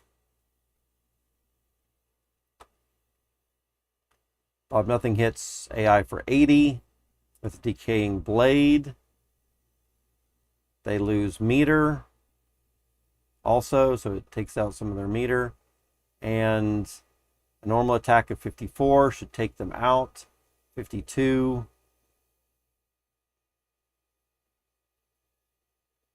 Against that one. And as you can see now, just about game over here. Turn 6.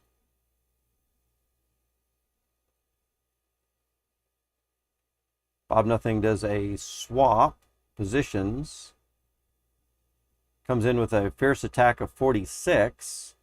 They do a 25. Interesting. So they're just swapping out. They don't care to die, which they still got a pretty decent attack in though, and you might not have done much damage. Probably could have done something else, is my guess. So turn number 7.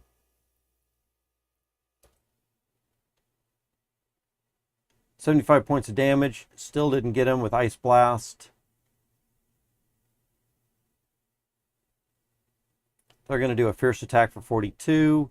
So now, maybe because you wasted time on the swap, do 29 points of damage for the regular attack, 13 and 11. But again, you've got a whole meter ready to go. And so now for turn number 8.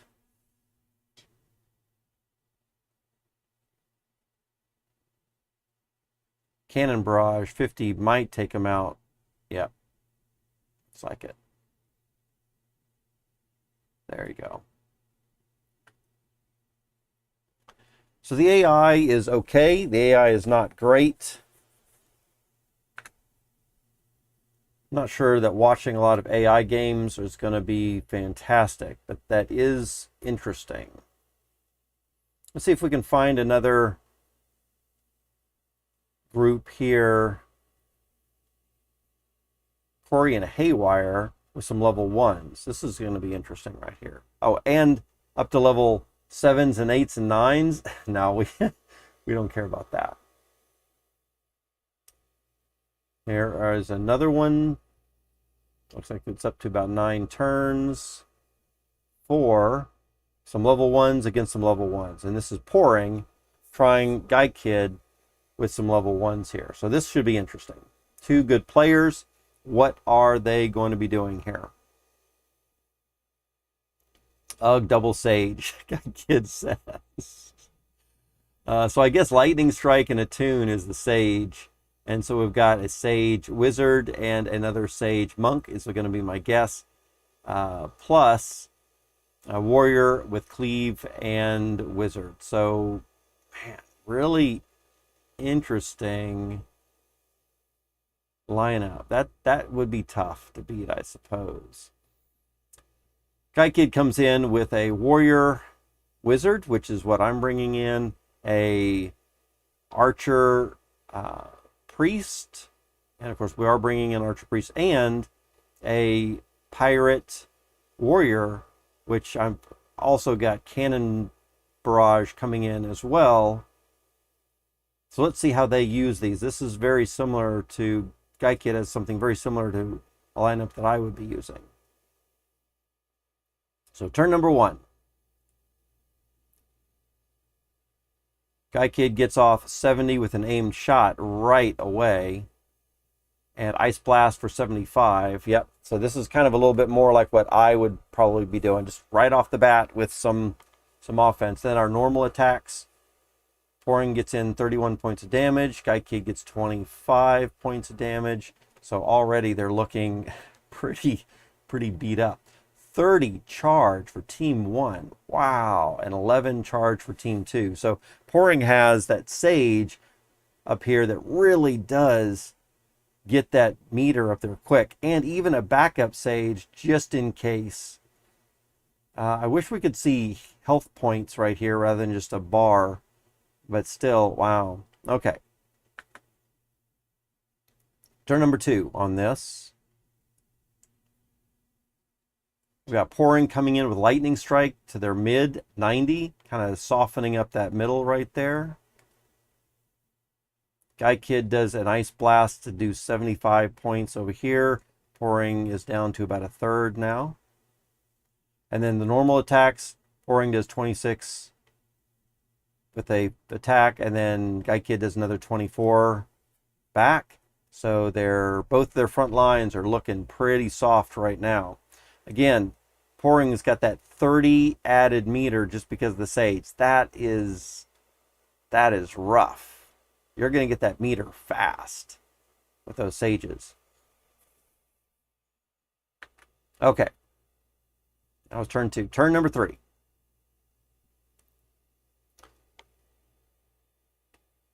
They do a swap positions, Guy Kid looks like, and Team 1 interrupts Team 2's, and then the normal attacks, Guy Kid gets off 24 damage to Pouring, kills the front line, and Pouring does 22 damage, but since Guy Kid did a swap, then he's still alive. Interesting. Good shot, probably. Now, again, Pouring gets that next Sage in the front, so he's got 30 still, and Guy Kid does not have much meter built up at this point. Pouring has only 2 heroes left, but Guy Kid's hero that moved to the back is so beat up and not able to attack at the moment anyway. Might be able to get one more attack in later, but we'll have to see how that plays out. For turn number 4.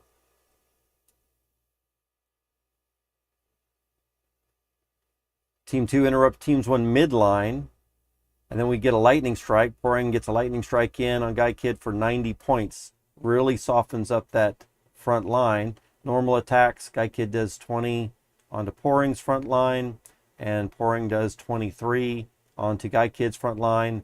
So Pouring is about a third, and Guy Kid's got about a quarter of health. And again, with that Sage in front, Pouring is just really building up that meter. Guy Kid's not getting any meter to speak of at all. Turn number 5. Team 2 interrupt Teams 1 midline again. And then the normal attack is 22 points on Pouring and 33 points on Guy Kid. Not quite putting Guy Kid out of the picture. Again, it's a 10 and 30 meter charge for each of those. Pouring has got a lot of charge with those Sages. One thing I'm noticing, a lot of charge, not really using much of that yet. Maybe trying to build up for something really big. We'll see what comes into play here. Turn number 6. Team 2 interrupt Teams 1 midline again. Oh man, that must be the problem. Uses Attune. So there we go. And that uses a full meter. They get attack in. Guy Kid does 20 points. Pouring does another 20 points to the front line. I think Guy Kid's front line is dead now. And there is an additional, so Pouring does it again 30 meters or gets 30 meter charge. And Guy Kid's getting 10. That's those double Sages really coming in there rough. Turn number 7.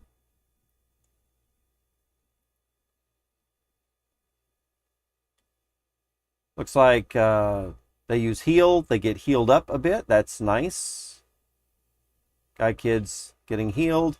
However, Pouring uses Cleave for 70 points each, and that just really does some damage. Takes out one of Guy Kid's second place, and then of course Guy Kid gets 36 points of damage on Pouring's front line.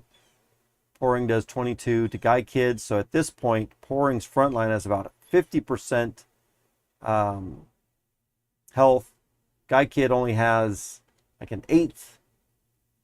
Yeah, there's no chance Guy Kid's going to come out of this one. That Cleave really was devastating right there for sure. And I think overall, some of those attacks were just better. Maybe the fact that Pouring was able to get off a few more larger attacks while Guy Kid was interrupting. And of course, probably for a good reason. All right, we don't want Pouring with 2 meters to get off a really massive spell, but that was probably that's just a rough battle. All right, here we go. Last thing. Team 2 interrupts Team 1's front line. Again, why even worry about that, right? And then use Meditate. But it was interrupted. And then for normal attacks, 35 against Pouring and 24 against Guy Kid, but that is it. So now why even worry about interrupting? Why wouldn't you just go for a full-blown ability attack? And the reason might be because maybe they had just done an ability the last turn, and of course you need a cooldown period, and you've only got that one hero left. Then, you know, if you're cooling down with that one hero, then that is it. So Pouring ended up with an entire full health hero and about a fourth of another one. Very good use of those double Sages. Man, that's going to be rough. That did take 8 turns. There was a little bit of interrupting going on there in that game. That was pretty good, though. All right. We're going to look at one more here. And then maybe call it a day for us. So here we've got, oh, this is back to me again, me and an AI. So let's just roll back a little bit further. Let's see what else. This is probably me and another AI again. No, it can't be because it lasted too long. This is probably higher levels. Yeah, level 7s and 8s. Haywire's trying out higher levels. Again, this is lasting 14 turns, so I'm going to guess this one is for higher level players also. Yep, 9s, 10s, 11s. Although we're at, rares and commons a little bit. There is a level 10 legendary in there, but most of them are commons, rares, uncommon. It's interesting.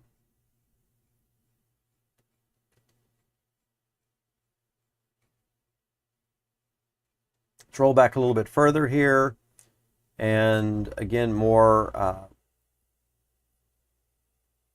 level 9s and 10s and stuff. So let's check out Battle Room A.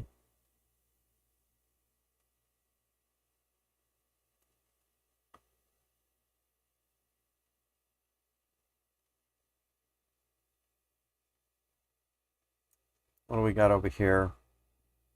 Bob and Delay are coming in and doing a little bit of practice. We could watch this one. Bob Nothing, Delay. They've got some level 1 heroes. Bob Nothing, it looks like it's bringing in a Dark Knight with a monk.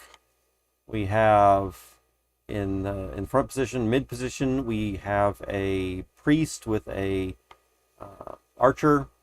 And the back position looks like it's going to be a pirate and a wizard. And maybe I should make a little spreadsheet or a little chart so I can easily see which is which. I'm going to be doing a little bit of commentary on these. Shackle, I think, is a knight. So Delay's line up from front to back is, looks like we've got a knight with a knight archer in the front. Looks like we've probably got a priest, pirate in mid, and a warrior wizard in the back. It's interesting also. I like to see that warrior wizard. It makes me feel good about the warrior wizard combination that I have. Let's see. All right, so turn number 1. Bob Nothing versus Delay. So Bob interrupts Delay's front line, uses aimed shot. Delay uses aimed shot, but it was interrupted. And then the normal attacks. Delay does 26 points of damage, and Bob Nothing does 37 points of damage. So pretty even on that. The charge is 13 meters and 16 meters, but it looks like there was, because of the interrupt that was used properly, then Bob Nothing gets a 100 meters, so a full meter, because you guessed right and blocked the enemy there. Yeah, so that was really good. Not only did you block, but you instantly have 100 meters. That is something to be said for choosing to use an interrupt and guessing right. All right. Turn number 2. That is going to get you team 2 interrupt teams 1 front line this time. And but there's mid does life tap, and then the normal attacks. Delay does 23 points, and Bob Nothing does 31 points, and also gains 15 for that life tap that they were able to get off. So that's interesting. Bob Nothing's got this life tap, likes to use it right off the bat. Bob Nothing has 1.5 meters, it looks like, to play with.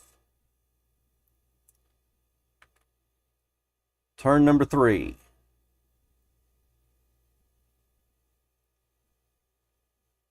Bob Nothing dealing out 80 points of damage using Delayed Blade. Takes 100 meter to do that. Delay does a fierce attack for 42.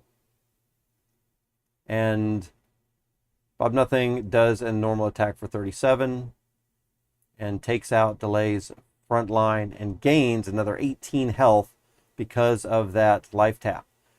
Team 2 charges for 13. Team 1 has 18 plus 16 meter. And Team 1's effect, life tap, has 2 turns left. Wow. Very interesting. Turn number 4.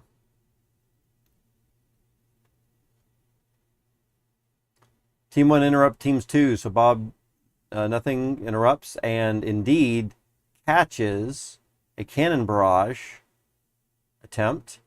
And so does 34 points of damage against Delay in a normal attack, gains 17 health. And Delay does 26 points of damage. So again, that life tap is really coming in. Team 1 charges for 17 and 16. Team 2 charges for 27. And life tap is 1 turn left. All right, life tap is pretty important in a couple of these. That's turn number 4. Turn number 5.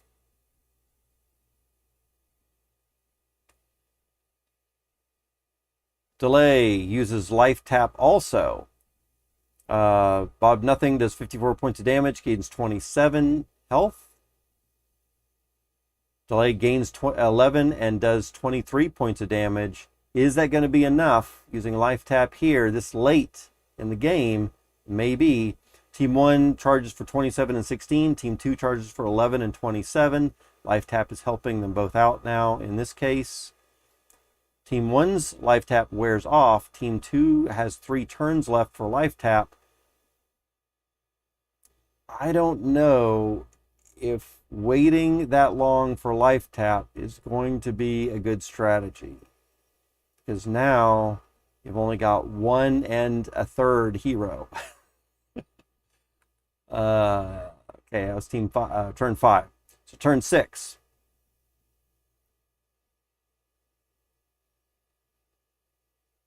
Let's see, they swap positions. Delay swaps positions. Bob uses life tap again. Delay does 32 points of damage. I guess gains nothing, maybe. And Bob Nothing does 33 points of damage and gains 16 health. Team 1 charges for 16 and 16. Team 2 charges for 16 and 10. So now they're both a pretty decent meter built up.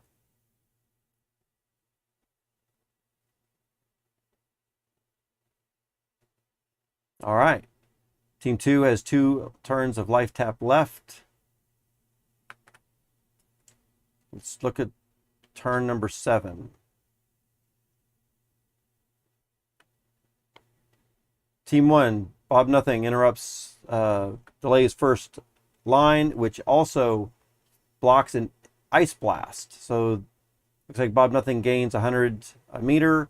Delay does a normal attack for 31, gains 15 health.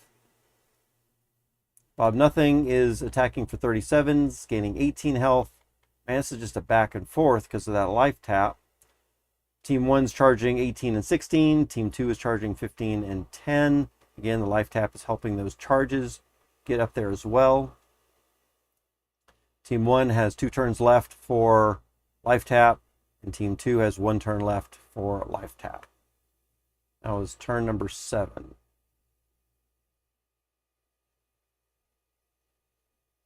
Turn number 8.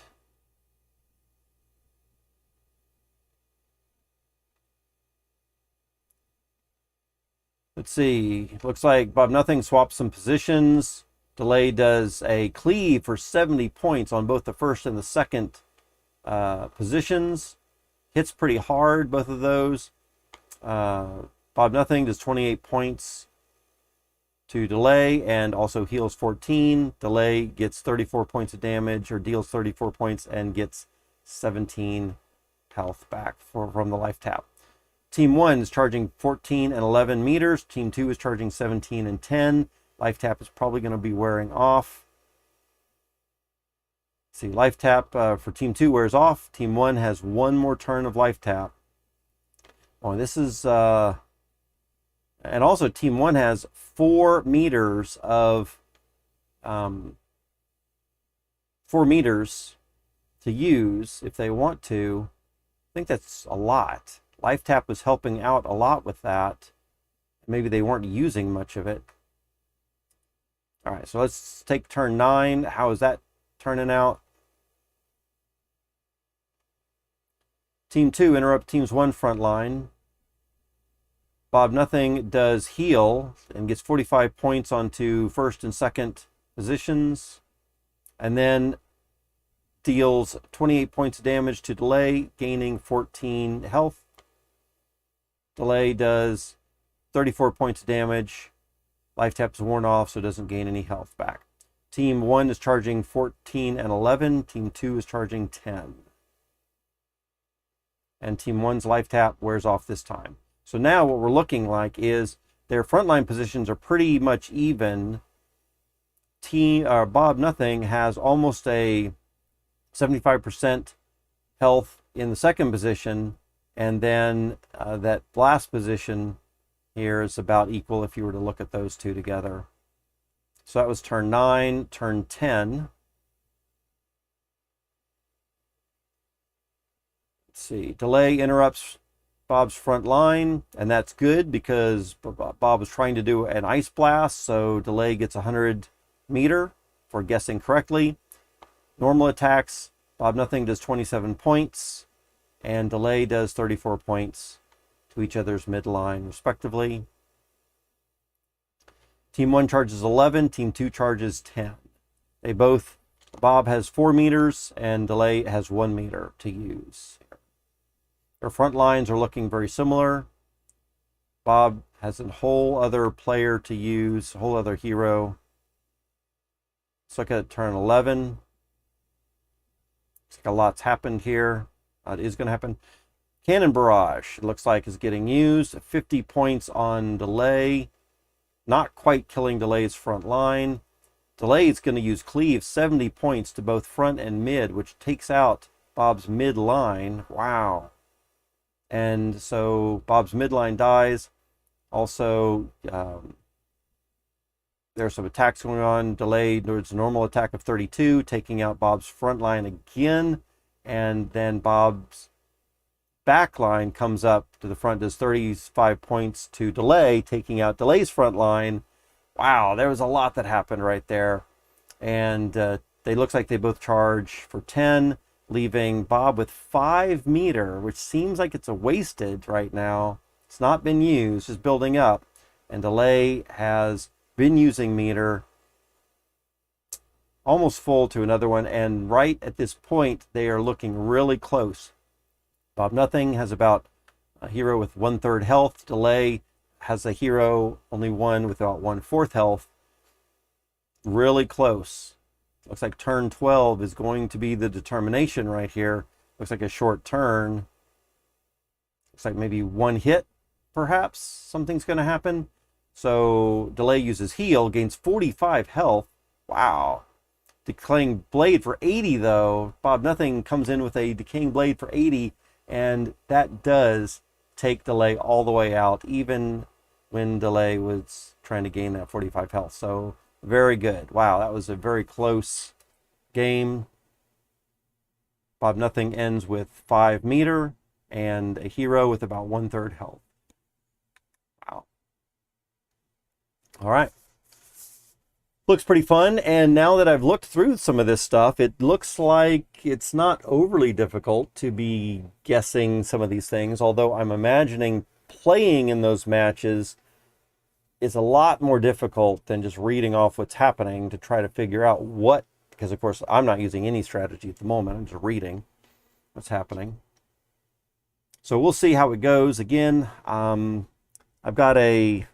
am planning to enter. In fact, I've already registered for the tournament.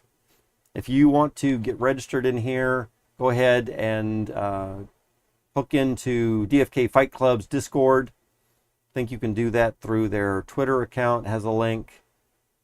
You can also ask in DFK's general chat Discord for how they can get hooked up with that. There are a lot of good prizes. There is a 15 crystal entrance fee to get in there, but there are a lot of really good prizes. Even if you don't win, there are, I think, 9 chances to win at a raffle, in raffle drawings. And with only 64 entrants, that could be pretty good. All right. Very good. That is DFK Fight Klub.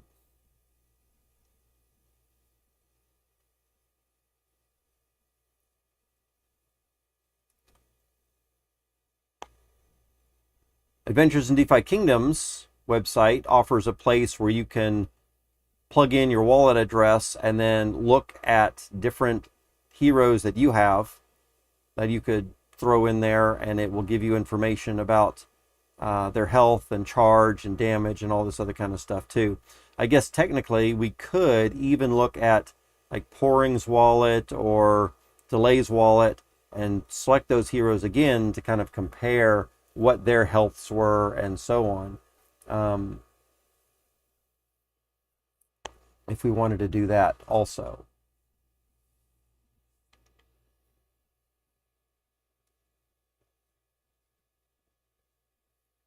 Very interesting.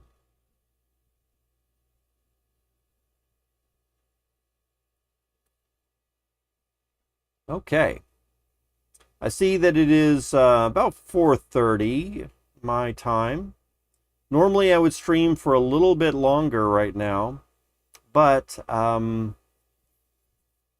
think what I'm going to do is I want to get a couple more videos set up on YouTube, and that does take a little bit of time for me to go in and edit. We don't have a lot of activity going on in chat, so I think it might be a little bit more beneficial for me to work on some YouTube videos and get some of those things polished up rather than just hang out here in chat.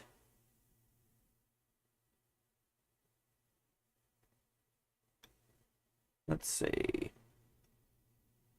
I think one of the things that I will mention, let me drop this last tweet. I did put in a new video, how to download, install, and config the DFK waifu bot from Carlo Infinity. And if you want to go and check out that video and just leave a comment and a like on that video, then I'm going to be doing another raffle giveaway for something pretty soon. So I've got a couple of likes on it already, perhaps. Make sure you leave a comment as well. Like and comment. Maybe I need to change that. I do mean leave a like and a comment.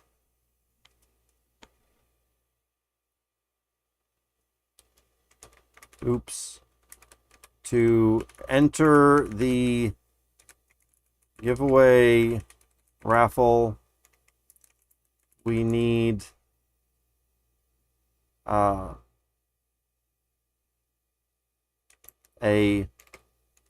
like and a comment on the video. Please. Thanks. And good luck. So yeah, apparently on YouTube, likes are okay, but comments are also kind of important as well. Of course, this is just likes on this tweet. It's not necessarily likes on the video, but I did, after reading this again, I was like, oh man, maybe people are going to just look at that and think either a like or a comment. All right. There we go. And then we'll do a giveaway for that pretty soon. All right, I'm going to go ahead and work on some more videos because I've got a lot of videos. One of the things that inspired me to put this video together is I saw a video from Crypto Grady with Starbuck and Mosh the other day when they were doing pet hatching. And it looked like they didn't have a lot of experience with specifically setting up the level up spec sheet. And maybe I can talk about that a little bit more here too, if that matters. Of course, that video I talk about it a little bit, but if we look at the level up spec sheet, if you want a little bit more information on that, it does get a little crazy, I will admit. So fortunately, Carlo gives us a lot of really good information here, but sometimes people don't like to read a bunch of, like a wall of text. And also sometimes things might be worded a little strangely or confusing. And also, I guess it kind of takes a specific mindset perhaps to understand how some of this works out. So maybe I can help a few more people understand how to set up the level up spec. So let's take a quick look at this here. For, again, Carlo's waifu bot, we're looking specifically at the level up spec file. Use this file to define how to auto level up your heroes. And it's very, I think Carlo did a really good job giving us a very flexible way to level up heroes. But we do have to make sure we follow some specific rules or a template for this. So in this case, we've got an example up here. Every line that has a pound sign is a comment. I think most people know that already. Or it might even say it up in here somewhere. So here we see an example of rule number 1 and rule number 2, and then he breaks down into where or the different parts of those lines. So in this particular case, part number 1, separated by this pipe symbol right here, that is above the enter key. If y'all aren't familiar with where that, what that symbol is, call that a pipe symbol. It is above your enter key. And so we've got rule number 1, which could be a hero ID number or some other kind of criteria to match a hero, like maybe a profession, mining, or a class like Sage or something like that. And it could be a combination of classes and different types of things. We'll take a look at those in a little bit here. And then the main stat that you want to level up. So of course, anytime you're leveling up, you get a main stat that gets a +1 for sure. And then you get a couple of secondary stats that gets what's called a Gaia's Blessing. And they have a 50% chance to add 1 to each of these substats. So what 2 stats do you want to give an additional 50% chance to those? Or I should say, maybe not an additional 50%, but which 2 stats do you want to also try for a 50% chance at each one of these stats on top of just the normal bonuses that you might be getting there? And then if you want to use an attunement crystal, you can, and you just put that at the end of the line, again, separating these things by these pipe symbols right here. It is also possible for you to give some kind of rule, like again, a hero ID number or some kind of criteria, and ignore that. Case, uppercase, lowercase doesn't matter. So if you have everything lowercase or you have a combination of uppercase, lowercase, none of that matters for what we're doing here.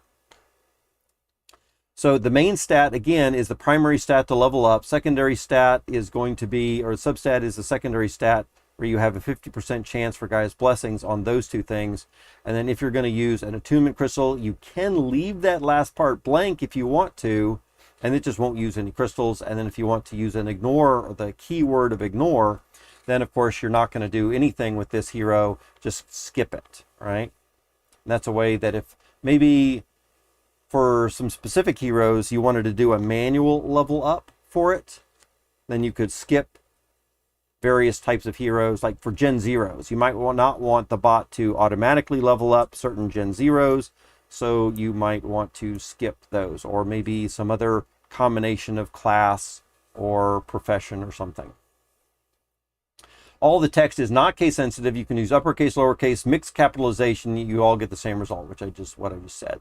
So for the details here, rule is always used to define how your heroes can be leveled up. Hero IDs will always take priority over generic rules, even if placed at the bottom of the file. Now, personally, even though we can put hero IDs at the bottom of the file, I would not recommend it personally. I would say because hero IDs are always going to take precedence, in other words, they override any other rules in the file, and because the way that Carlo has set up this file in that the lines that we see first at the top of the file normally take precedence if there's no hero ID.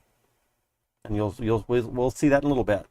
If there's no hero ID, the first lines that we run across are going to be the lines that take priority over lines later on. And so for me personally, it does not make a lot of sense to put your specific hero IDs at the bottom when those actually do take priority. Again, you can put them at the bottom, but I'm not going to recommend it. A warning will be raised if you accidentally define the same hero multiple times and only the first one is used. So it's not going to be an error that's going to break the program, but you will get a warning. However, if you do have two lines that define the same hero, the first one will get used and the second one won't get used. All right. Using generic rule. You can define how a hero will level up. For example, you can set Gardening Knight to level with Vitality being the one to get +1 for sure, and then Strength and Endurance could get Gaia's Blessings, which means there's a 50% chance for each one of those. While a Mining Knight, again, Gardening Knight versus a Mining Knight, you might want to have your Mining Knight go for Strength first rather than Vitality, and then Endurance and Vitality could be the two. So even though you are listing all three of the same stats, or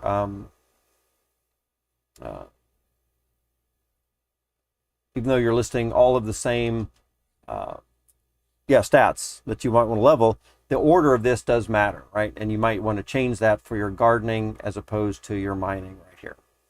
This is very customizable, and please see the file All Keywords for Level Up text, which has all the keywords that you could use, not just the ones that are shown in this file.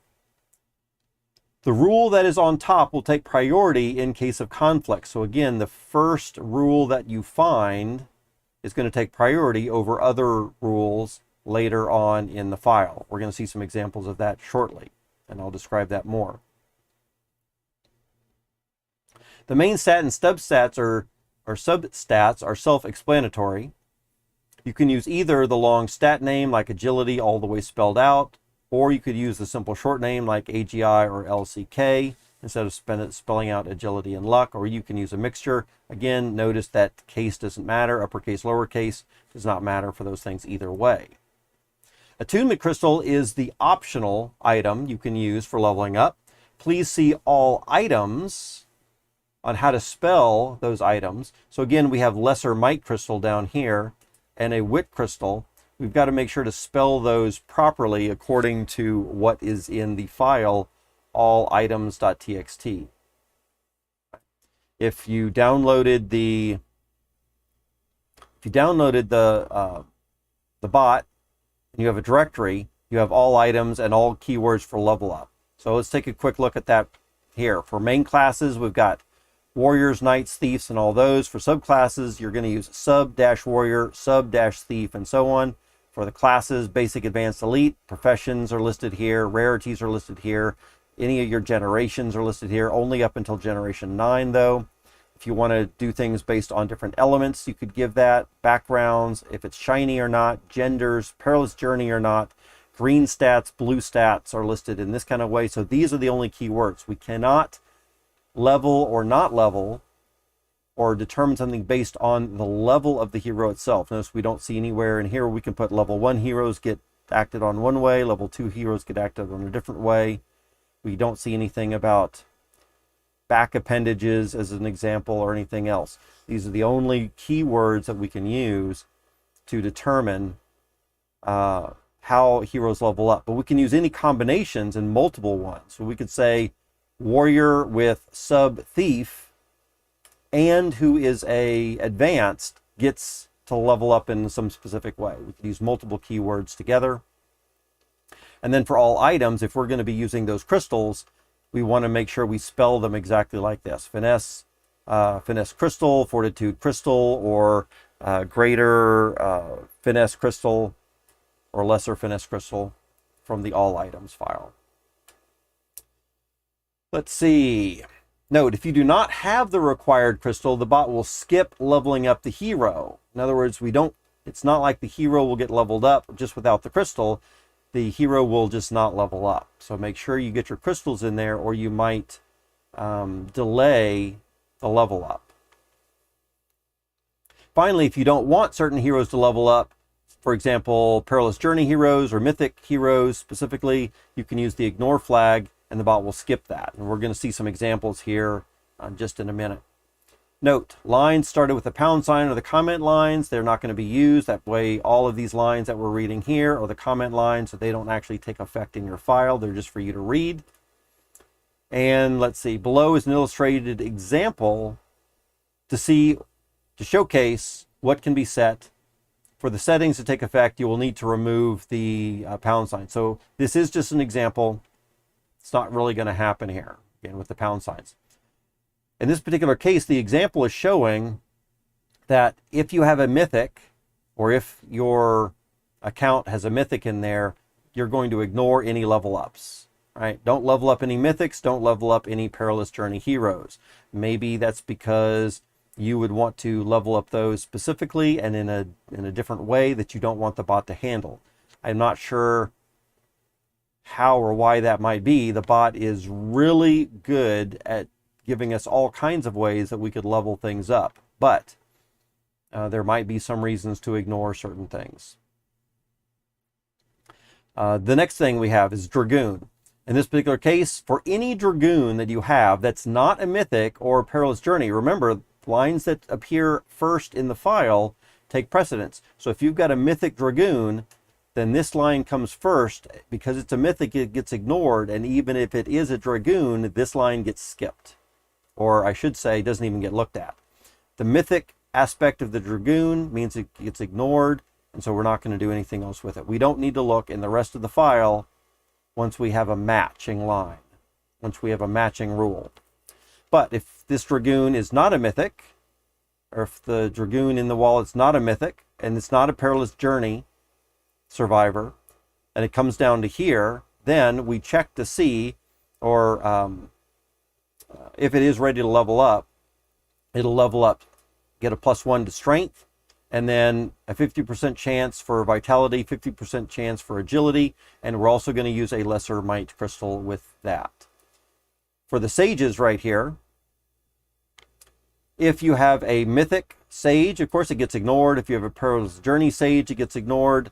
Of course, it wouldn't be a Dragoon, but if it is a sage, then you get your intelligence +1, and then you have a 50% chance for wisdom and a 50% chance for agility, and you'll level up with a full-blown wit crystal.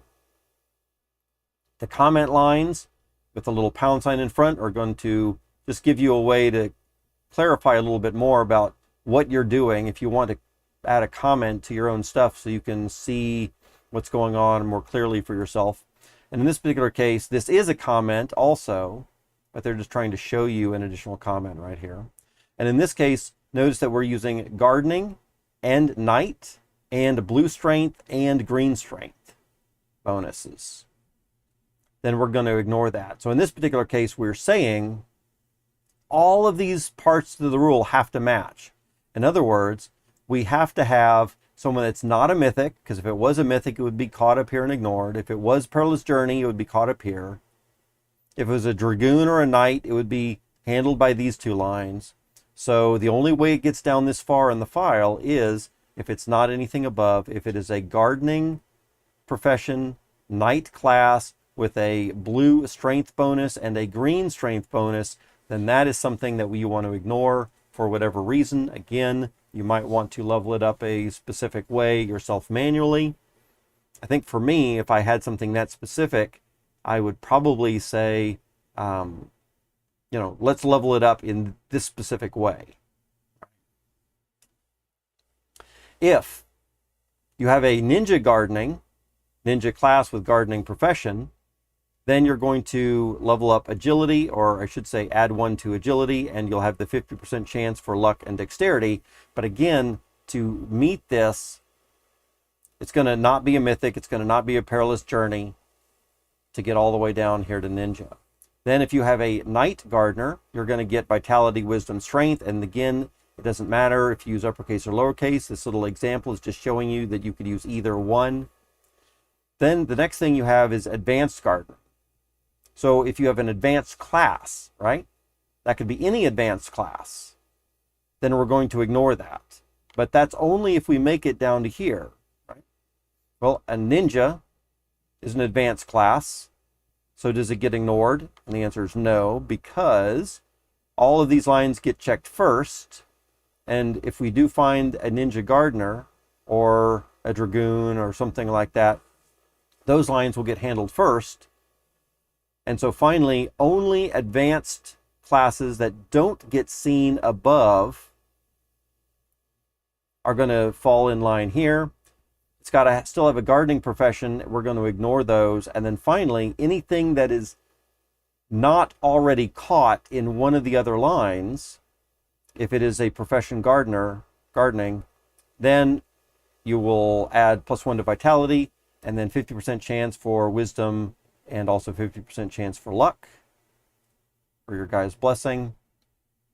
But I think we can see how that works, right? We only make it to this line for, and this is a catch-all for all the other gardeners, if it's not a ninja, if it's not a Knight Gardener, if it's not another advanced class gardener, if it's not a gardening knight here.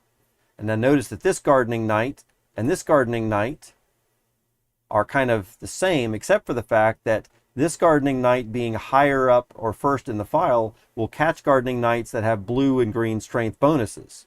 So only gardening knights that don't have blue and green strength bonuses come down here and get this activity, right? All right.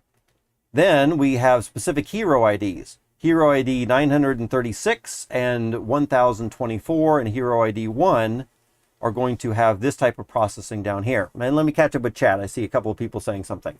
Bravo Slabs, welcome on in. And Big Sweaty D's, welcome on in. How are y'all doing? Bravo says, oh God, Mondays can be tough. Is that your Monday? Are you having a tough Monday, Bravos? Sorry to hear that. What's going on with you? And Big Sweaty, love the stream. Thanks for coming on in. I'm not sure I've seen you in chat before, but welcome on in. Thanks for stopping by. What brings you by today? And then you're asking, do you think DFK will survive the bear market? I do. I definitely think DeFi Kingdoms will survive the bear market. They're still, dev team is still making a lot of good progress. Wisdom Gaming is making progress on the PvP. We've got third-party developers out here, like are coming up with things like coming up with the Fight Club and the tournaments for that. Yeah, I think we've got lots of new good things coming in. I know that there's more developers working on some things as well. Bravo Slab says, who knows? Time will tell. But if Cyrodiil 2.0 launches successfully, I don't see why not. Yep. Big Sweaty says, big fan of DFK, and I saw you on Grady's stream and followed you on Twitter. You saw me on Grady's stream. Was Grady talking about me on one of his streams? I don't think I've been on one of Grady's streams yet. Although, I'm sure that could be planned. I'm sure we're going to be doing a lot of streaming together over the course of the next couple of months, probably. Oh, you met Sergeant Phil? Oh, yeah. Absolutely. Did stream with Sergeant Filthy McNasty a couple of days ago. Absolutely. Yeah, I'm glad to be a part of that. I think Sergeant's going to be joining me on some streams every now and then as well.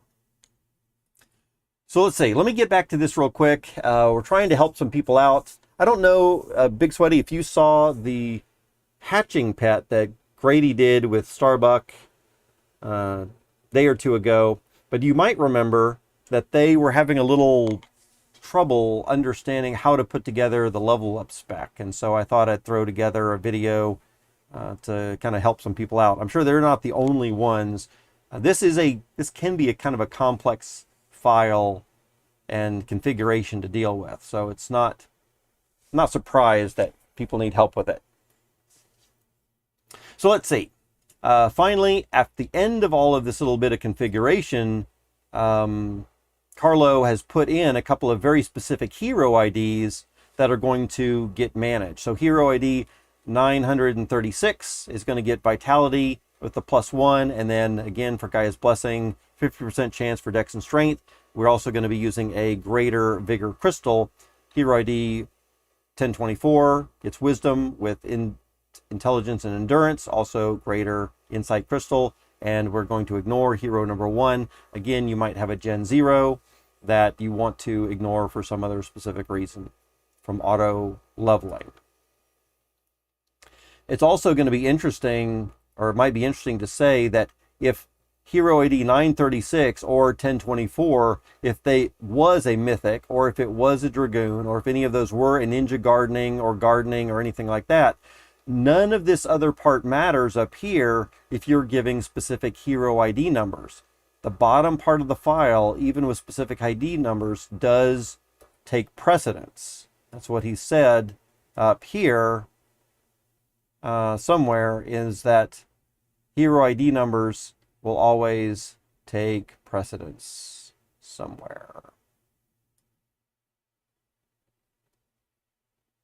Right here. Heroes leveled up, hero IDs will always take priority over the generic rules right there. However, because of that, my personal recommendation, even though Carlo is showing us that it can be done, my personal recommendation, because these will always be done first, is to have your specific hero ID numbers at the top of the file if you were going to do that.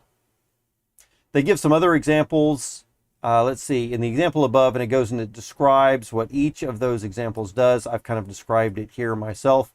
And then we can take a quick look at my file. This is my own personal file that we have. I've got a couple of comments that start with pound signs that kind of help me to, gives me some information personally that keeps, that helps me to remember that Strength is dealing with the lesser Might Crystal and Dex is dealing with the lesser Finesse Crystal, because sometimes I'm a noob and my brain isn't working, so it's nice to see which stats go with what crystals. And then I've got another little bit of information out here for some another project that I'm working on that I can look at. The first thing that I do is I have my hero ID numbers, very specific hero ID numbers, and for the DFK's Fight Club coming up, we need level 1 heroes. And because Carlo's bot does not have a way to stop leveling up level 1 heroes based on the level, we've got to use specific hero ID numbers. So I've got the name of the hero because I am becoming more familiar with the names of them. Level 1, it's an archer wizard. And then for the next ones, priest, seer, warrior priest. So these are my level 1s that I plan to use in the Fight Club, and I do not want them to level. And so those are the hero IDs, and I'm just saying ignore these, ignore these, ignore these, right? For my level 1 heroes for Fight Club. Then I've got a couple of Gen0s also, and for those Gen0s, I have a very specific, so I want to be auto leveling up my Gen0s, but I want to be doing it in a very specific way. So hero ID 1354, that Gen0 right here, this Pirate Miner, I want +1 strength. We're going to give 50% chance to Dex and Vitality. We're definitely going to be using a Fortitude Crystal on that. In fact, if I could find some greater Fortitude Crystals, I'd probably be using those, but I can only find lesser ones at the moment. Again, for all the other Gen0s, we give the specific hero ID number, what stats we want to level up, do we want to be using crystals or not. And again, for me, I do want to be auto leveling up the Gen0s in a very specific way. I can always, if I change my mind, I can always come into this file, modify these stats a little bit, use different sets of crystals if I want. If you're going to be mixing and matching a lot, in that case, I could see that maybe you would want to ignore a Gen0 if you're mixing and matching between different levels a lot. Other special cases, so here I've got another group of specific hero IDs.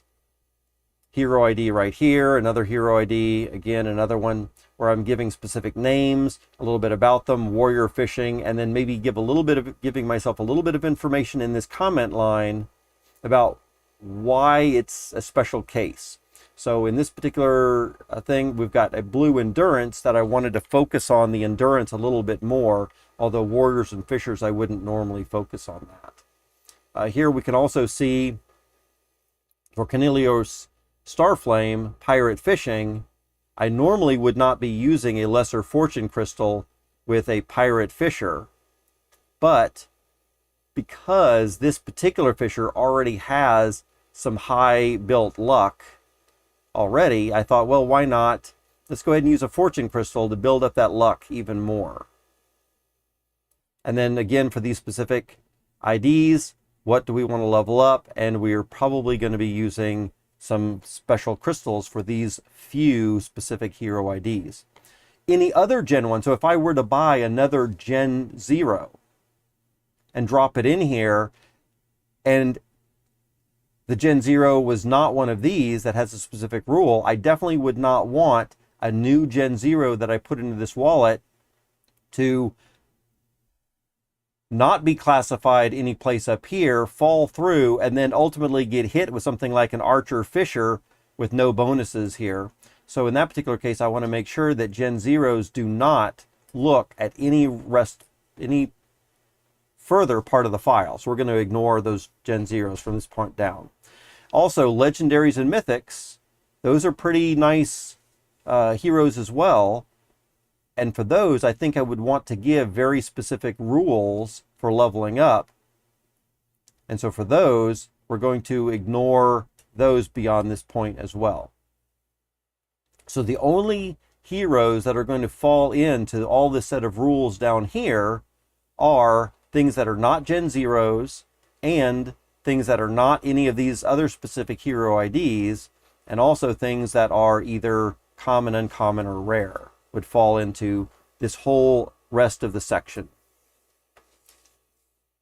And for this, I break it down per class. So archers, berserkers, dark knights, and dragoons I have set up with their own little bits of information.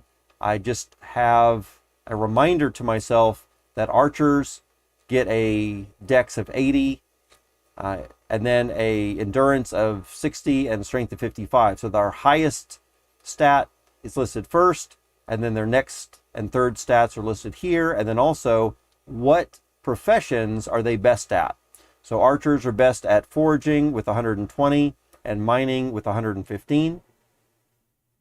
And here a berserker, stat strength of 80, vitality 65, endurance 60. Because endurance and dex both have 60, I wrote them down here for myself again in this comment with the pound sign. And then the berserker gets a 140 for mining, and all the other professions that the berserker, or all the other professions the berserker's not really very good at, has less than a 110 stat point, or 110 stat points would be going towards one of these other things. So what I'm doing here is for archer foraging, since it has a pretty high foraging, I do want to be using a lesser finesse crystal. For archer mining at 115, I want to use slightly different, or I want to advance slightly different stats. So they're both going to get dex first because that is their highest stat, dex. But in this particular case, we're going to be doing strength and endurance, endurance, strength. This doesn't matter, the order of that. And in this particular case, we're going to be using a finesse crystal so we can get a little bit better dex perhaps, because dex is also very good for foragers. And if we have a miner, let's forego the dex. We already have a pretty good dex for an archer in general. So let's go ahead and increase the fortitude a little bit with the crystal there. So we can bump up that endurance maybe a little bit more than normal. And the same thing for each of these. So I've got a whole set of, well, I've got a comment first, but then a whole set of things. Berserkers are mostly going to be focusing on mining profession.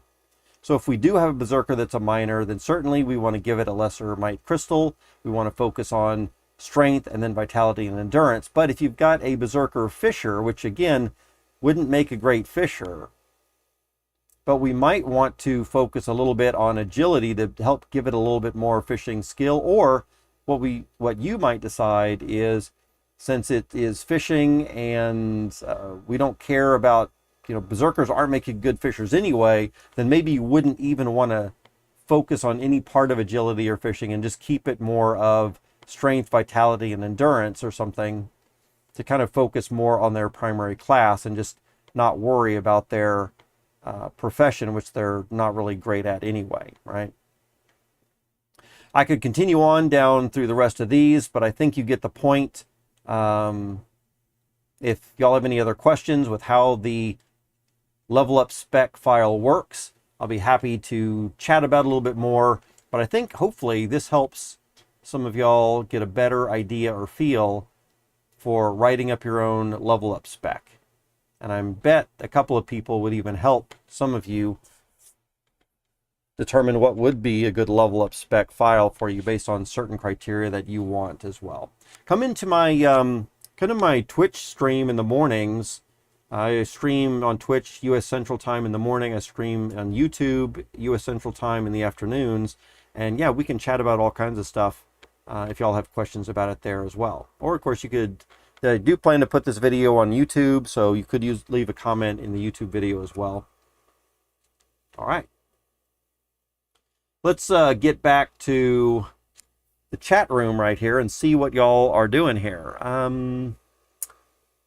Bravos, hatch a pet just for the fun of it.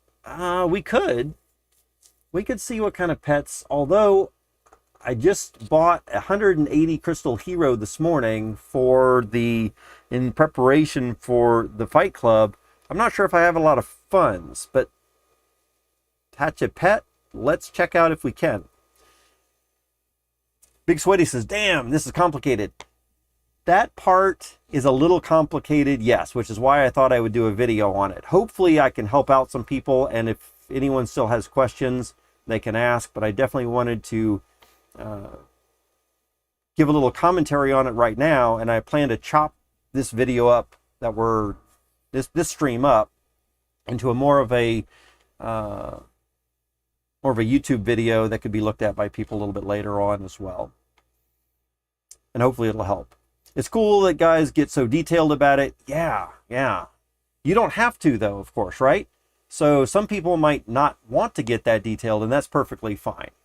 I don't have many heroes, so I don't use bots, and that's perfectly fine too. Yeah, I think one of the least expensive bots is running about $60 US, and if you don't have very many heroes, might not be worth it.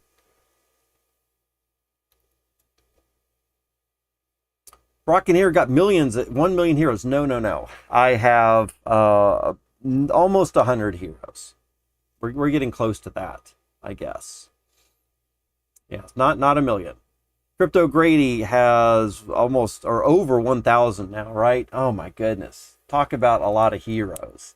I wonder, I mean, everything is on the blockchain. You could find out what other people own, and you could find out which wallets have the most heroes. Of course, I guess a person's heroes might not all be in a single wallet, right? Crypto Grady has said, and a couple of other people have said they have different heroes and different wallets for things. But it would be kind of interesting to see what wallets have dozens or hundreds of heroes in there, right? There's only like 250,000 in total. Yeah, that is true. Big Sweaty comes back. That's funny. Let's see. Bravo says they call him Rock the General for reason managing one army of DFK heroes. Oh man, I don't know. I don't know if my army is that great, Bravos. Sounds like you're doing a little bit of trolling maybe, but I appreciate the build up if if you're trying to do something there. Big Sweaty, you're new here. Take everything with everything that Bravo said with a massive grain of salt. There could be any combination of stuff going on coming out of Bravos's mouth or out of typing hands.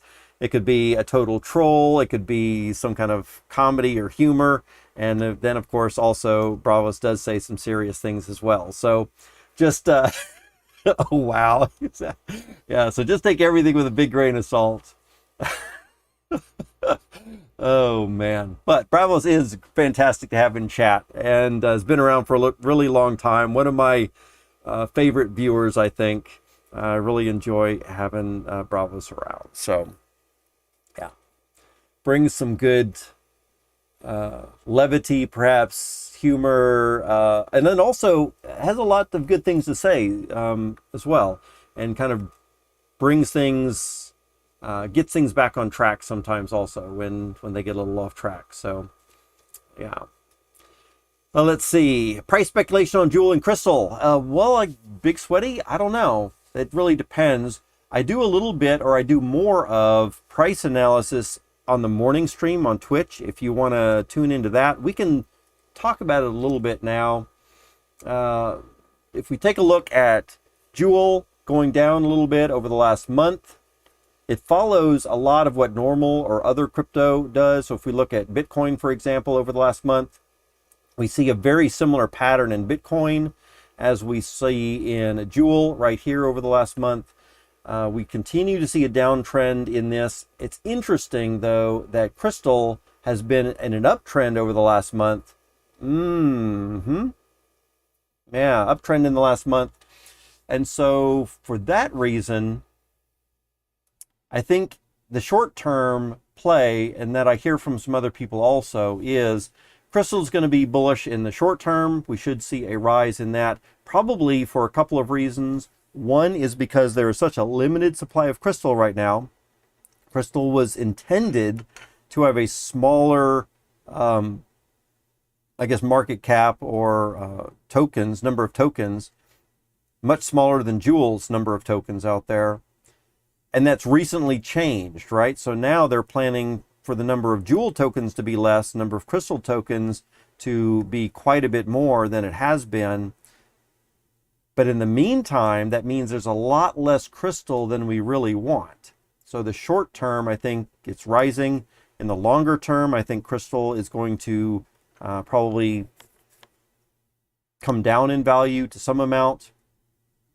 But as far as speculation goes, again, I'm not a financial advisor. I guess we all have to say that. Can't really give financial advice. But my guess is going to be that somewhere along the lines, Jewel being deflationary, even though it's deflationary, if people aren't going to be playing with it very much, in other words, if you're not going to summon heroes with Jewel, if you're not going to buy new heroes with Jewel, and that kind of stuff, then Jewel might be for larger wallets or people that want a deeper investment in the game. They want to make sure that they can have some of the governance token and all this kind of stuff, whereas the players themselves might want to hold a lot more Crystal. All right, so if you've got 1 million players that are trying to hold Crystal, I could see how Crystal could really be very valuable. If you've got a few people, maybe 1,000 or 2,000, that care a lot about governance tokens and have fat enough wallets to buy a lot of that stuff, Jewel possibly could be worth more individually, although there'd be less of it. I don't know. It's a big speculation. For me right now, I am collecting both Jewel and Crystal. I'm expecting that Crystal will probably come down at some point from here, unless, of course, the entire market goes up. So that kind of thing. Big Sweaty says $1 plus. Yes. I think Jewel and Crystal will both be over $1 once we get out of the bear market. In fact, I think most cryptos, I shouldn't say most cryptos, a lot of cryptos that had been, I'm thinking of things like Sandbox and Decentraland and Axie Infinity and all these other kind of things. If any of those have dropped a substantial amount, I think they are going to gain a substantial amount once we get out of the bear market. Yeah. Bravo says 3 to 4x at the end of the year if BTC does not tank. That could probably be, yeah. So at 3 or 4x for a 25-cent token is just going to be, you know, like 75 cents or $1, which totally makes sense. Yeah, I could see that if we have a good Serendale 2.0 launch if we bring in all those players and if we start to get out of the bear market. I think not just the fact that BTC doesn't tank, but I think we also need to be out of the bear market on the global economic scale, right?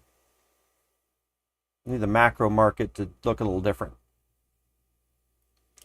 Yeah, Bravo's Life says, now that you talk about it, who does own the most heroes? And that's the type of thing that I am very curious about. Maybe we could find the top 100 wallets of how many heroes are owned in those top 100 wallets, right? Let's see. Yeah, check it out on Twitch. Absolutely. We do a lot of market, a little bit deeper market analysis in the mornings, streams. Big Sweaty says, long-term price like 2025. I think that's a little too far out. So if we're talking about 2 years, there's a lot that could happen. I could see tokens being worth a lot more and a lot less for, like I said, a couple of reasons. Bravos Lab says, throwing long-term guess is quite counterproductive as a lot can happen in a matter of months or years. It's true. Let me give you a couple of examples of how it could be really high or really low. And I would hate to speculate on that type of thing. So again, imagine that DeFi Kingdoms is a massively fun game and really takes off. And they're on 4 blockchains now. Maybe they're on their own DFK blockchain, they're on Clayton, they're on Polygon, they're on Solana, and they've got all of these different realms that are going on. They're massively popular. They've got 1 million players in there. Just because they have 1 million players doesn't necessarily mean that the token has to be super highly valuable.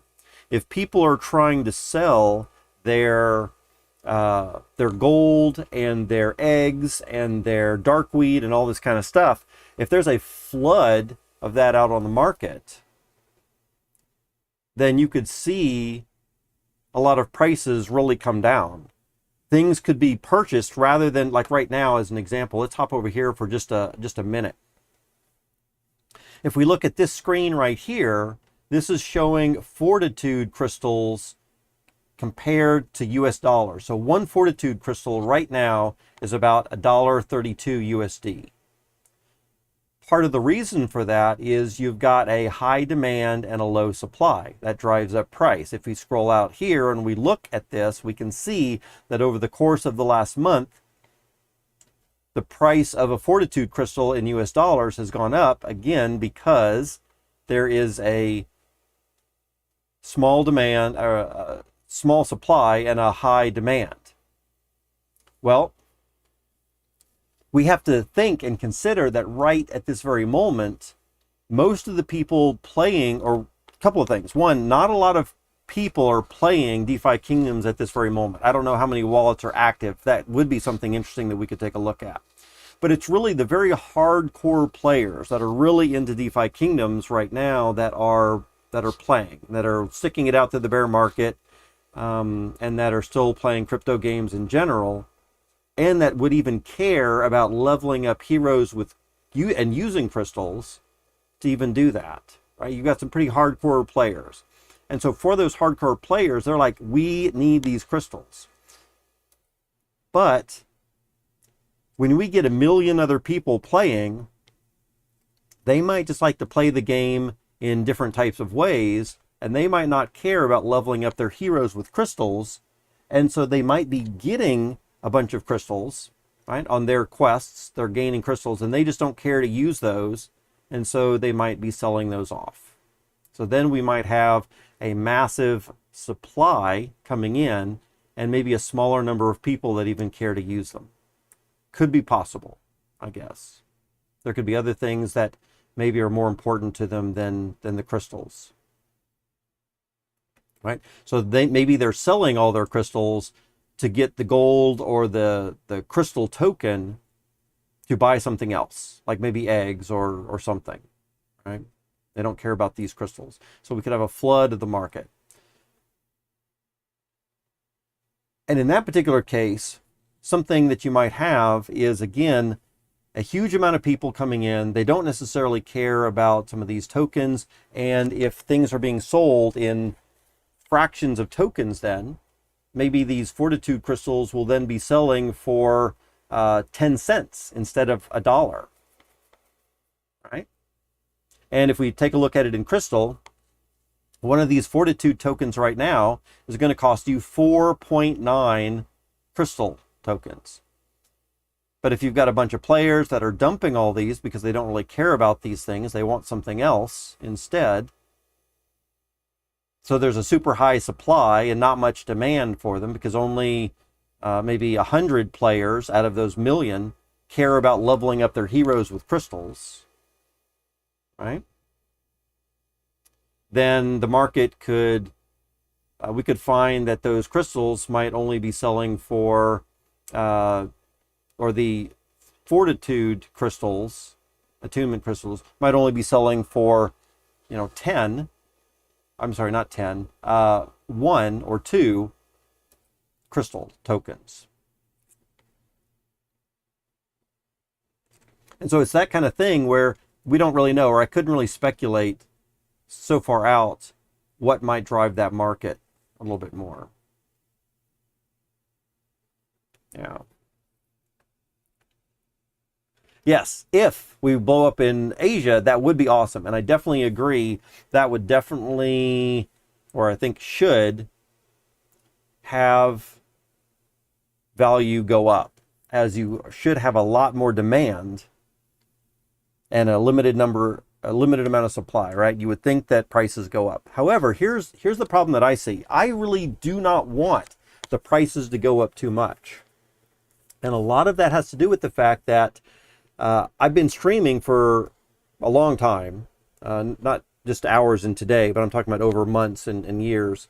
And one thing that I found for these games is that we do have several people who play these games that have that are in third world countries.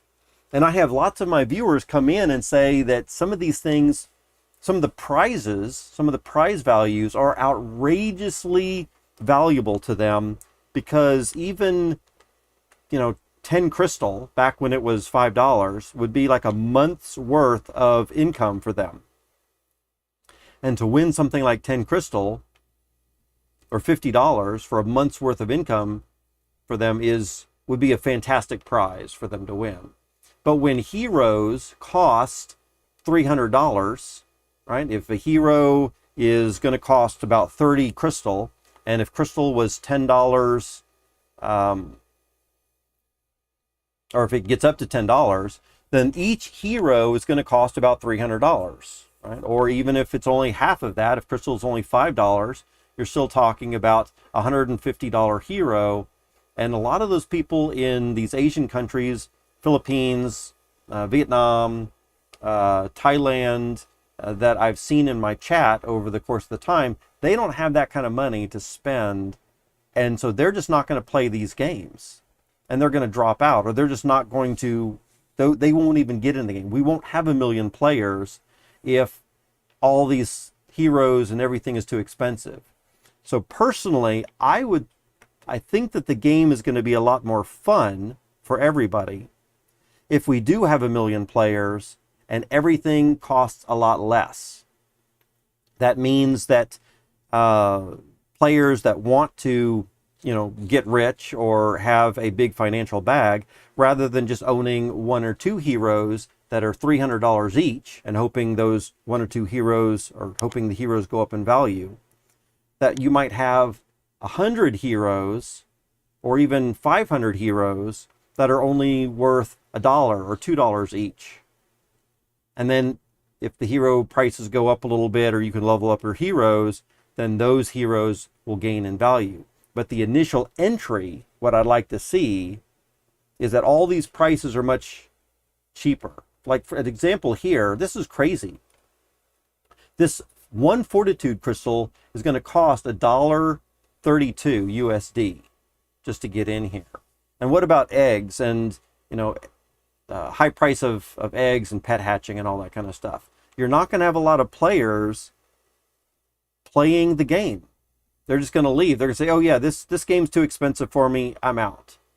And then we're going to be stuck with a very few amount of players that are all taking money from each other, right? Which is kind of what we have right now.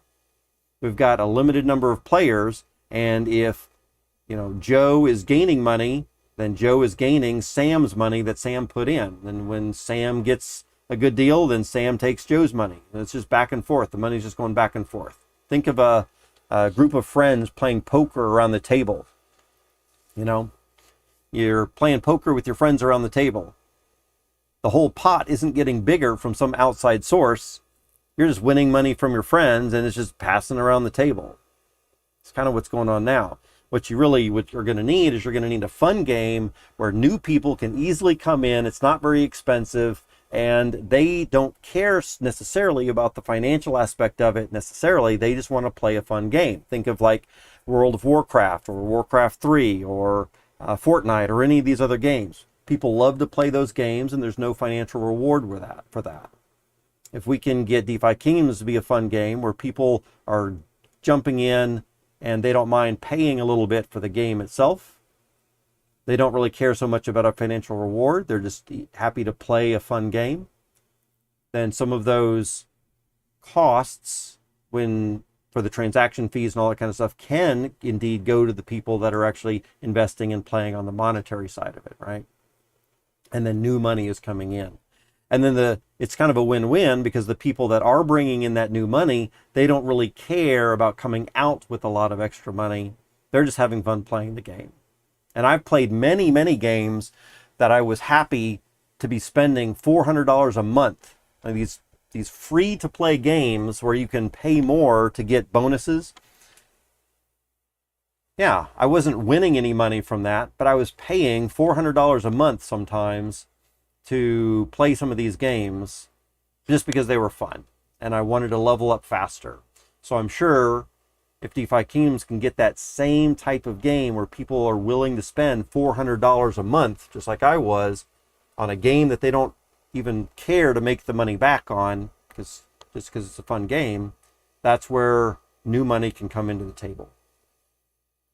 Let's see. Big Sweaty says, yeah, just having some fun. Okay. Dang, you really think it's realistic we might get 1 million players? At this point, I don't think so. I'm throwing out 1 million players just because it could be possible. If DeFi Kingdoms is able to do the right things, make the right partnerships or whatever, that could put together a game like Warcraft or Fortnite or any of these other types of games where it's that fun of a game, then yeah, it'd be easy to get 1 million players. From anything I've seen so far, I have not seen anything yet that would indicate that we are leading towards a game that's going to be fun enough to bring $1 million, except for just kind of an overall picture that DeFi Kingdoms, like on the original roadmap that we saw, that type of game absolutely seems very exciting to me. And if we do start to have a little bit more like a real-time strategy game, if they can get some kind of a game designer in here to get real-time strategy set up for DFK, or you like kind of think of RuneScape as an example, right? RuneScape, millions of players. What if DeFi Kingdoms turned into like a RuneScape, where you would go to the shop, you would go and do your mining and your questing and your harvesting of these resources. You'd take your different resources to different shops. You'd do your crafting. You'd sell items to some of those shops. You'd have a bunch of different players around there. You'd see your little heroes on the map doing various things. And kind of like a real-time strategy, a player could control multiple heroes at the same time. Oh, this hero needs to go mine this gold mine, and this other hero needs to go off and do something with these other resources, and kind of control these, you know, your dozen or hundreds of heroes, because again, we'd be able to afford them if they were just $1 each. You could have hundreds of heroes, leveling them up a little bit here and there. Yeah, I think that type of game could easily bring in 1 million players. It seems like something that could be on DeFi Kingdoms roadmap. Their original roadmap seemed like it could be a game end up kind of like that.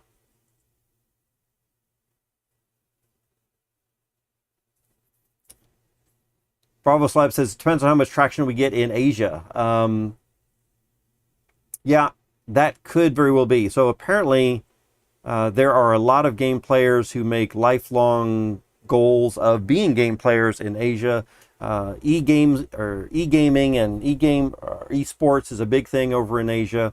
So that could very well be. Again, you've got to have a fun game. It can't just be a blockchain game where people are trying to make money. You've actually got to have something fun like RuneScape, Warcraft, World of Warcraft, Fortnite, something like that. It's got to be fun on its own without the money involved. It's got to be something that you might pay for anyway, like Warcraft or World of Warcraft was a subscription-based pay each month for access, and people would pay each month to play that game, right? Let's see. How long have you been in crypto? Big Sweaty asks. I've been in crypto since 2013. So my first Bitcoin that I bought was just around $100. I forget if it was like 97 or something, or 100, somewhere right around in there. It was in, I think, June or July of 2013. Yeah. However, I don't know if you listened to the whole interview thing with Sergeant Filthy Monasty. I did talk about my crypto experience in there as well. And if you listen to that, I did say also that even though that is when I first got in, there was a little hiccup. And in 2014, when there was the crash, I knew, or I felt, that crypto or that Bitcoin was going to come down. It went up to $1,200. It was coming down to $800. I felt that it was going to go down more. It did go down more, but at that specific time, around $800, I took out a lot of it at that point, and I was going to wait to get in lower. I was like, okay, I think it's going to go down more. Let me pull out right now. I have confidence in Bitcoin. I do think it's going to go back up, but I want to wait and buy back in lower rather than lose all of this that I have right now. So I pulled out most of my funds into a US dollar amount at that time and left it on the sidelines. And unfortunately, what happened is that bear market lasted a long, long time. In fact, let's see if we can come over here to Bitcoin and do all, right? So way back here, 2013. This is when I got in, right in here.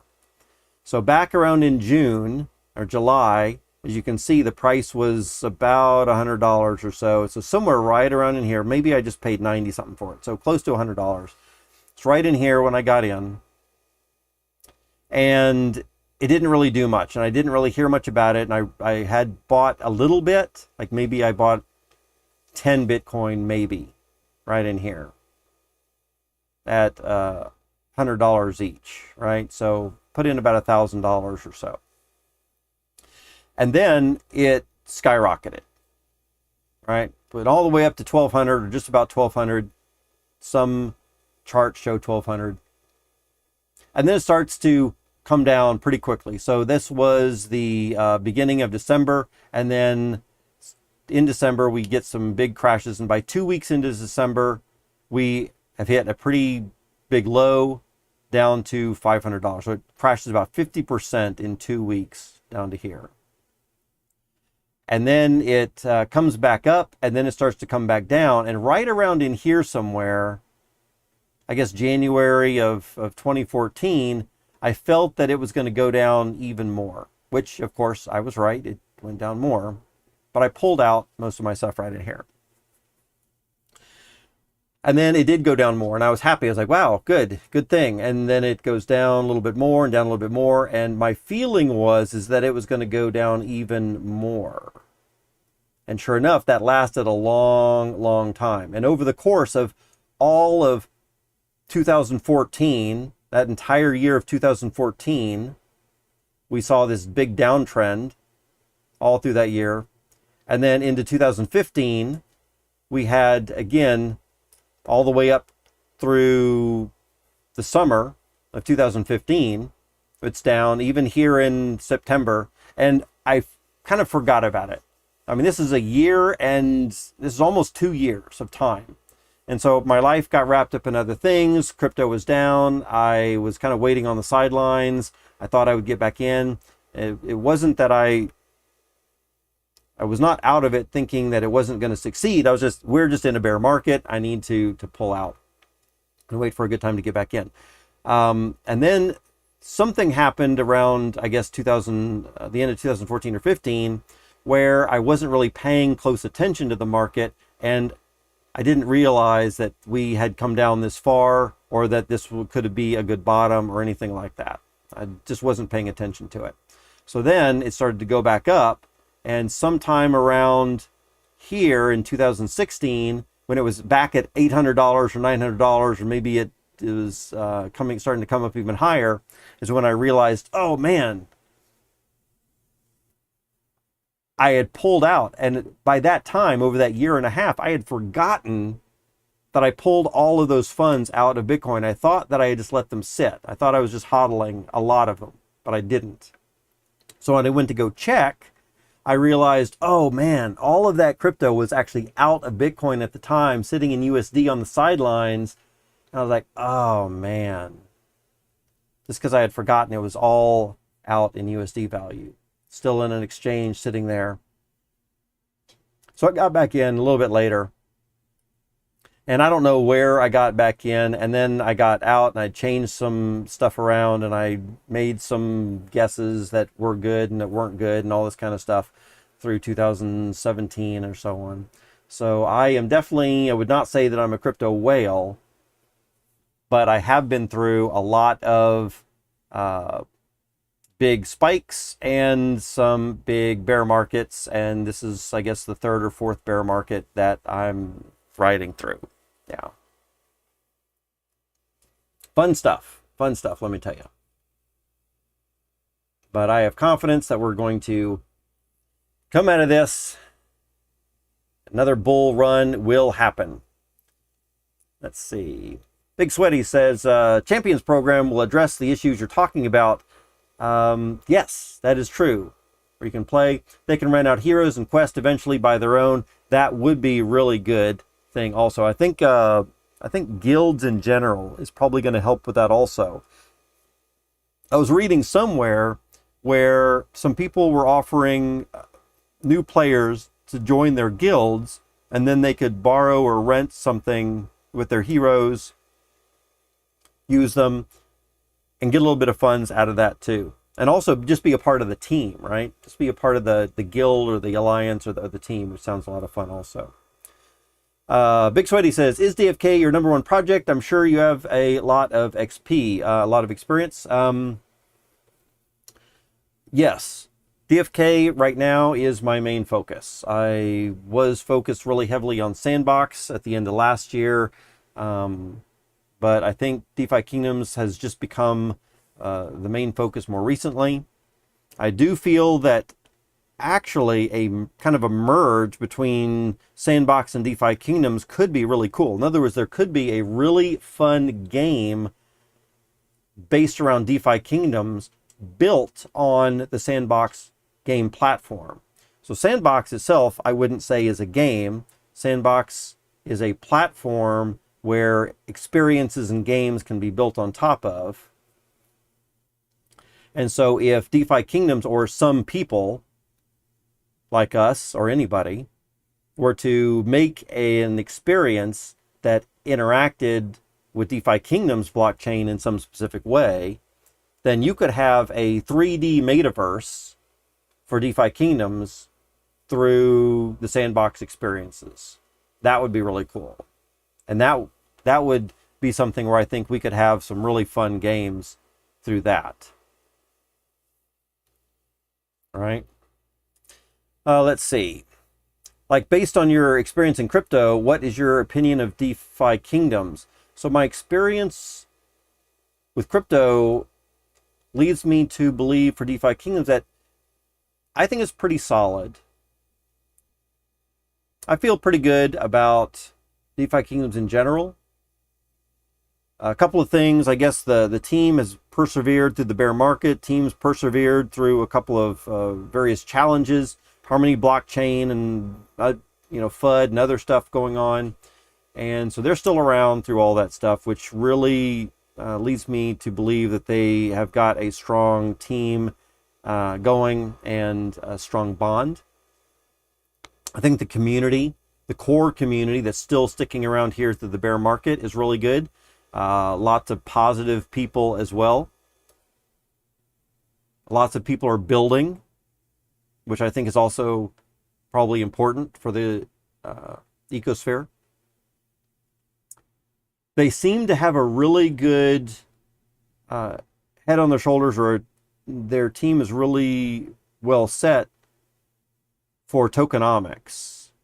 I'm not absolutely sure about all of their ideas and plans necessarily, but so far for DeFi Kingdoms game, they seem to put a lot more thought into the strategy, the tokenomics of it, how all these different moving parts work together, that I feel very confident that they know what they're doing and that they have a plan for that. Although there are a few times when maybe some things have happened where it kind of leads me to believe that not everything is as planned out as it seems right off the bat. Having to juggle around a couple of bits of tokenomic stuff is somewhat worrying. But it seems that they're doing a pretty good job. I think that one of the challenges for DeFi Kingdoms as a blockchain game and crypto stuff right now is that if they don't innovate fast enough, and I think right at this moment, that's probably the thing that I worry about the most, is if they don't innovate fast enough, then other games are going to take over, right? There's that game DeFi. I haven't even looked at that or opened that up at all. But I've realized, or at least I heard, and it looked like DeFi was almost a clone or a spin-off from DeFi Kingdoms. And of course, they're doing innovation and they're making progress right there. And there's other games that are coming along and doing the same thing. And so if DeFi Kingdoms spends months and months and months trying to backpedal over a few, challenges that they've had, and again, I'm thinking of like having to move off of Harmony blockchain over to Clayton blockchain, and now having to redo all the contracts and take so much time to get parity with Crystal Veil and all this, where they're not actually giving us much new content. They were just making up all the current content that we've had on Serendale over on Crystal Veil. Then that also means you're not advancing and all these other projects are gaining ground. I think a while back, DeFi Kingdoms was leading the charge in a lot of different areas for DeFi and gaming and blockchain games and stuff like that. But, it's been 9 months. We're 10 months now. It's October already. We're 10 months into this year. And what new things do we really see? We don't really see a lot of new things in 10 months, right? So you keep doing that kind of thing, and that's going to push you back quite a bit. So I still have a lot of hope. Let's see.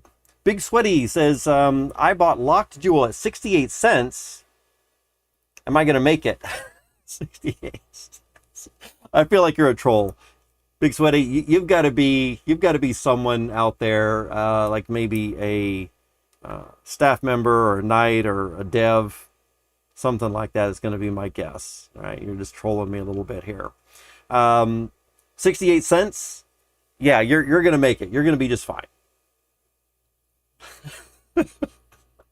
Oh man, bought at 68 cents. That was a while back. How long have you been in DeFi Kingdoms? Yeah, you're serious? You're actually serious asking if a 69-cent buying Locked Jewel, you're going to make it? How can that be a serious question? What that would mean is that you are, you're not sure that Jewel is ever going to get back above 68 cents. In fact, it's not even going to be Jewel, right? So you've been paying attention, I'm sure, enough to know that your Locked Jewel is not going to be Locked Jewel for much longer. It's going to get converted to Locked Clayton and Locked Crystal, right? And so what you're really talking about is you're talking about Clayton token, whatever power token that's going to be, and Crystal. You're talking about those things not getting over 68 cents. Are you sure? Are you really telling me that you don't think that Crystal and Clayton power token are going to get over 70 cents? Because I can't even imagine that. We're at 25 cents right now in a bear market with no players. We have no new players coming in. We're not doing any advertising. We don't have any new products or features or something exciting new things that bring in gameplay. We don't even have a very playable game, I would say. And we're still hanging out at a gaining 25-cent crystal. I mean, looking at the crystal price over the last month, right? That looks really promising to me.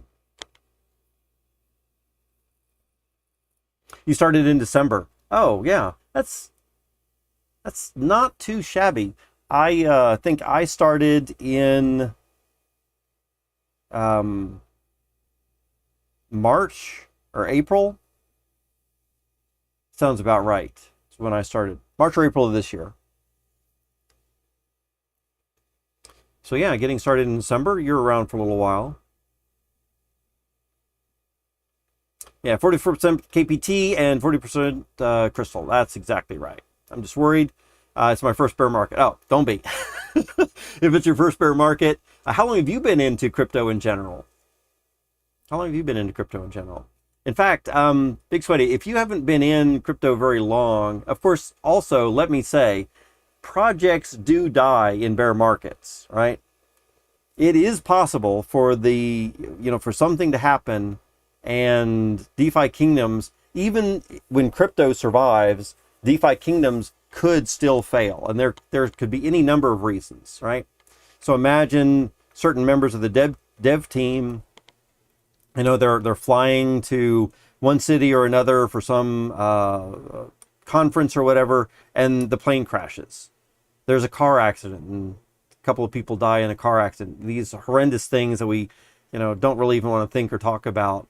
But if key members of a small team, if something happens to them, and they don't even have to die necessarily. I mean, something else could happen in their lives, like the war in Ukraine or Russia over there, where they get sucked into something like that, and even not killed. So let's say they make it to the war just fine, but in the meantime, they're pulled out of development for some kind of reason, right? Or even if they're in a country that's war torn and they're needing to feed their families a little bit more. Anything like that could happen, right? And so if you lose high or important members of the dev team, that could kill a project. If members of a team start infighting amongst themselves or have different visions or wanting to do different things, that kills projects as well. Personality conflicts within companies or projects could be a problem.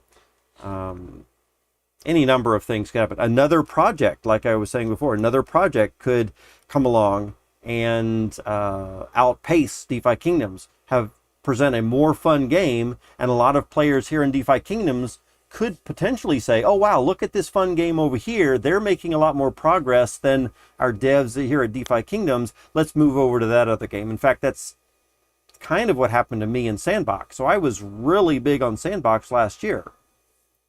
I had all of my funds pooled into Sandbox. I was in liquidity pools and doing, 6 to 12 hour streams per day, usually about 8 hours a day, streaming Sandbox content. Had 50, normal average viewers through all of my streams and all this kind of stuff. Of course, they're not here now because a lot of them are still into Sandbox, right? And so they're still watching Sandbox content mostly. But I had all of this kind of stuff going, and then DeFi Kingdoms rolls around with higher APRs. It seems that they are making faster progress in getting a game together and all this other kind of stuff. And I bail on Sandbox to come over here to DeFi Kingdoms just because it's the type of game that I like better. Sandbox started to turn a lot more into parkour, jumping around, speed racing through things, and that's not my type of game so much. I'm not really into speed racing through stuff or jumping around or doing Donkey Kong climb up type stuff or whatever. So DeFi Kingdoms seemed a little bit more my style. APRs were higher back in April, March, April, May, that type of time frame as well. Crystal Vale was just about to open. They seemed like they had a lot of exciting things. And so I moved all of my funds out from Sandbox over to here. Well, I really hope that DeFi Kingdoms is providing some good stuff, and it looks like they are, and it looks like it's going to be good. But if there is another game, a lot of other players, even if it's not me that bails out from DeFi Kingdoms later on from some new thing that comes out, a lot of other players still could. And of course, if our player pool dries up, that's not going to be good for the project. Then also, I guess, if we're considering ways that a project could die, is we could look at things like some new project comes out and pulls developers to that new project, pull some of our developers over to them. And we could see that in normal corporate activity, right? Google, starts to get big in the early 2000s, and they start to try to hire away high-level employees, CEOs, CTOs, all this other kind of high-level people from other companies. And Google does. Google is offering higher pay, they're offering better rewards, they're offering maybe more compelling job in different ways, or a career that's more satisfying, and so you pull those people away. So if some other project were to come along and offer Frisky Fox or Dreamer or any of these other people better rewards or better compensation or a more fun project or something like that, then you could pull, talent from one project to another. Of course, it works the same way. DeFi Kingdoms really gets on the ball with things. They could pull talent from other places too. So besides just being in a bear market, there are lots of things where projects could still die, right? However, if we're looking at Bitcoin over the course of some amount of time, this is what our market looks like right now after this big spike. But look how similar it looks right now, right here on my screen, with the big spikes up to 65,000, and then we're back down here to 15, 20,000. But if we scroll back a little bit, look at what it looked like back here. Here we had a big rise up. It was only $1,200, $2,000 before this. It goes up 20 times, up to 20K right up here in December of 2017. And then all the way back down here to about 2,500 or so. That's almost a 90% drop, I guess, right? Pretty big drop from that high down to these lows over here. And that happened around in 2017 or so. Then if we scroll back even more, roll back in time, here's when I first got in the 2013 mark. Again, back here, we're looking at $100. It shoots up 10 times from $100 to $1,000, or actually 12x to $1,200. But then comes all the way back down to $200. So from $1,200 to $200 down here at a low, all right? Massive drop. We just had to wait a few years, but look how many years we had to wait. 2014, 2015, until finally in 2016. So that's like 3 years of waiting. And then if we could go back even further in Bitcoin's history, this same thing happened at least 3 other times with smaller dollar amounts, but very similar charts for those smaller dollar amounts. We had a very low dollar amount, it shoots up, and I forget what the actual prices were, but one of them was number of cents. So maybe it was like 10 cents, it shoots up to $1, which was a 10x, then it comes down to 20 cents again or something like that. Very similar charts back in the history of Bitcoin too. So that's just the bear market. Could be a couple of years of waiting. right? We're in the very early stage of this right here. Most of these bear markets last for a couple of years. If you look here at the very last one from 2017, or the end of 2017, all the way up until 2020, you're down. So that's almost 2 years or so, 3 years. Same thing back here, a really long downtime from 2013 all the way to 2016, 3 years that we're waiting in between that.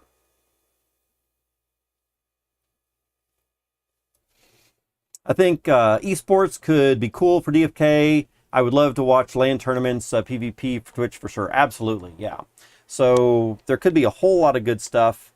I think esports is going to be big for games in general. I think I've even heard that esports is going to the Olympics, either this next Olympics or the one after that. I think that's going to bring a big boost to game players in general, globally, worldwide, right?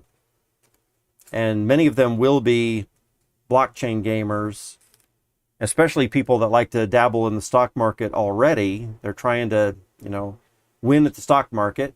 I think you're going to get a lot of those type of people. And for that type of thing, it's very interesting. If we take a look at what is the market cap of NASDAQ, right? $28.65 billion in NASDAQ or the Dow, right? $31 billion in the Dow stock market here. So you're talking billions and billions of dollars. And if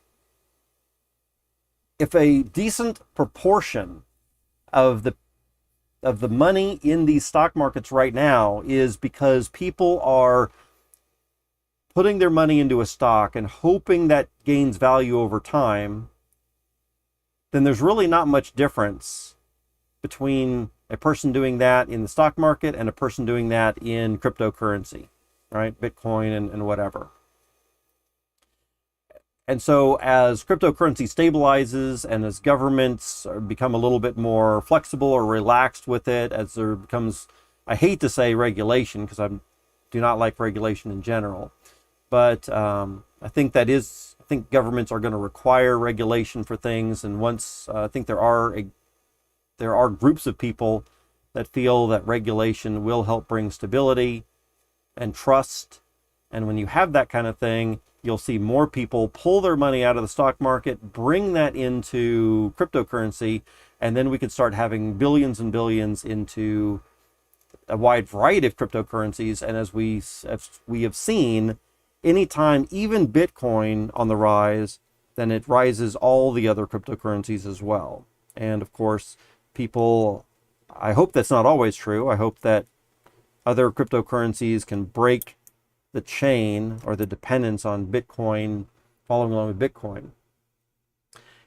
Whether or not that's true or not, when billions come out of here, even if it's 1 or 2 billion coming out of here, that would really help.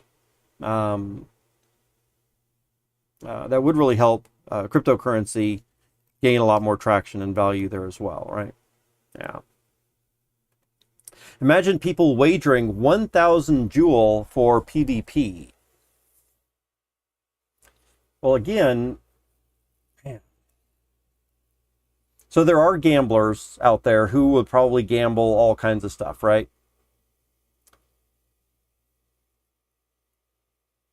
In general, you'd have to win more often than you lose, although maybe not. I mean, there are plenty of people that go to Las Vegas with a certain amount of money that they just plan on losing, and they just lose it, and they just go there for the fun of gambling, but they don't plan to come back with any more.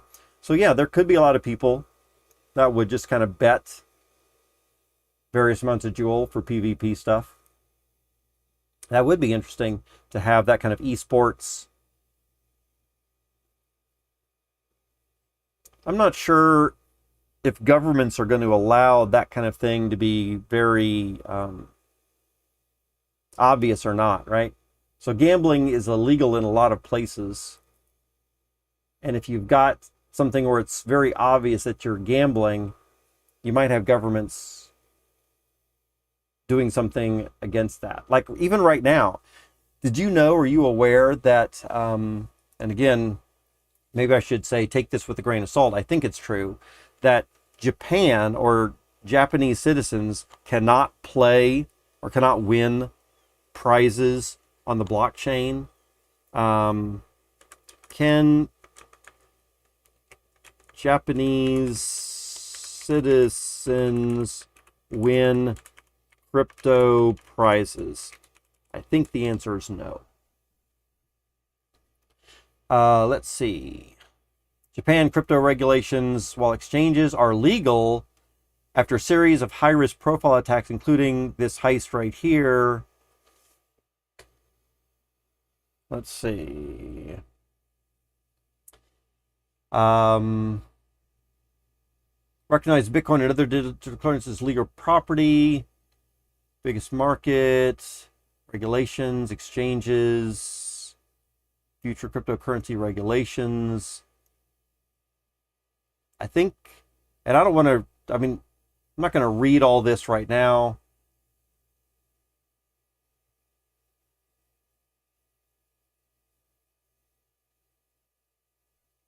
And like I said, I don't want to take the time right now to get all in this and read every word of this. But I've heard, like when I was really heavy into Sandbox, that all of the Sandbox players that were playing in Sandbox and winning alpha rewards. So Sandbox had some giveaways, and one of the giveaways was about $5,000 worth of their token, the Sand token, right? And if you did these certain events that they're trying to do, you could win, you know, I think it was 1,000 Sand, which was $5 at the time, so it was about a $5,000 value, and Japanese citizens could not win those prizes, right? So that was a big deal. It was very interesting to hear that, and again, I guess it had to do with them not being allowed to play crypto games or something like that, or at least win prizes under crypto games, something like that. So if something happens along the lines of the Asian market or some Asian markets coming down and coming down pretty hard against crypto games and wagering and esports type of things, that could potentially be problematic. Let's see, Big Sweaty says, I'm really looking forward to crafting. I am too. I want to make sword and armor. Absolutely. I am definitely looking forward to that as well. Yes, indeed. Uh-oh, looks like I'm running out here. Uh-oh, what time is it too? Yikes. It's a little bit later than I thought. All right. It is later than I thought. Oh my goodness, 6 p.m. already. Let me wrap things up right here. Big Sweaty D's, thanks for showing up here in chat. Really enjoyed playing with you or chatting with you. Love to have you on the stream again. Love your questions, all this kind of good stuff. I do stream on Twitch in the morning hours if you want to catch me on there. I'm not sure if you have a Twitch account or watch Twitch much. I will be doing YouTube stream again tomorrow at the same time. Yeah, but I'd love to have a chat with you a little bit more, and we can talk about all kind of things DeFi Kingdoms. I'm very hyped up on DeFi Kingdoms in general, and it kind of sounds like you've been involved in it for a while. Maybe we can have some more fun chats. Yeah. My stomach is rumbling over here. It's telling me it's time to get off. It's time to get some food. So I think I'm going to go ahead and do that and satisfy my stomach for now. But thanks for being here. Let's see. Bravos Labs, if you're still here, thanks for stopping in. You might be lurking right now. Nobel, Crypto Monete, if y'all are still here, thanks for hanging out and coming in. Really appreciate that, since right now we're still looking at a very small viewership still. Hopefully we can get some of our old viewers back as we have some more fun stuff to do and start getting a little bit more out of the bear market. Anyway, I will see y'all tomorrow. Have a good one. Make sure you're checking out YouTube videos and Twitch stuff. I will see y'all soon. Until then, rock out.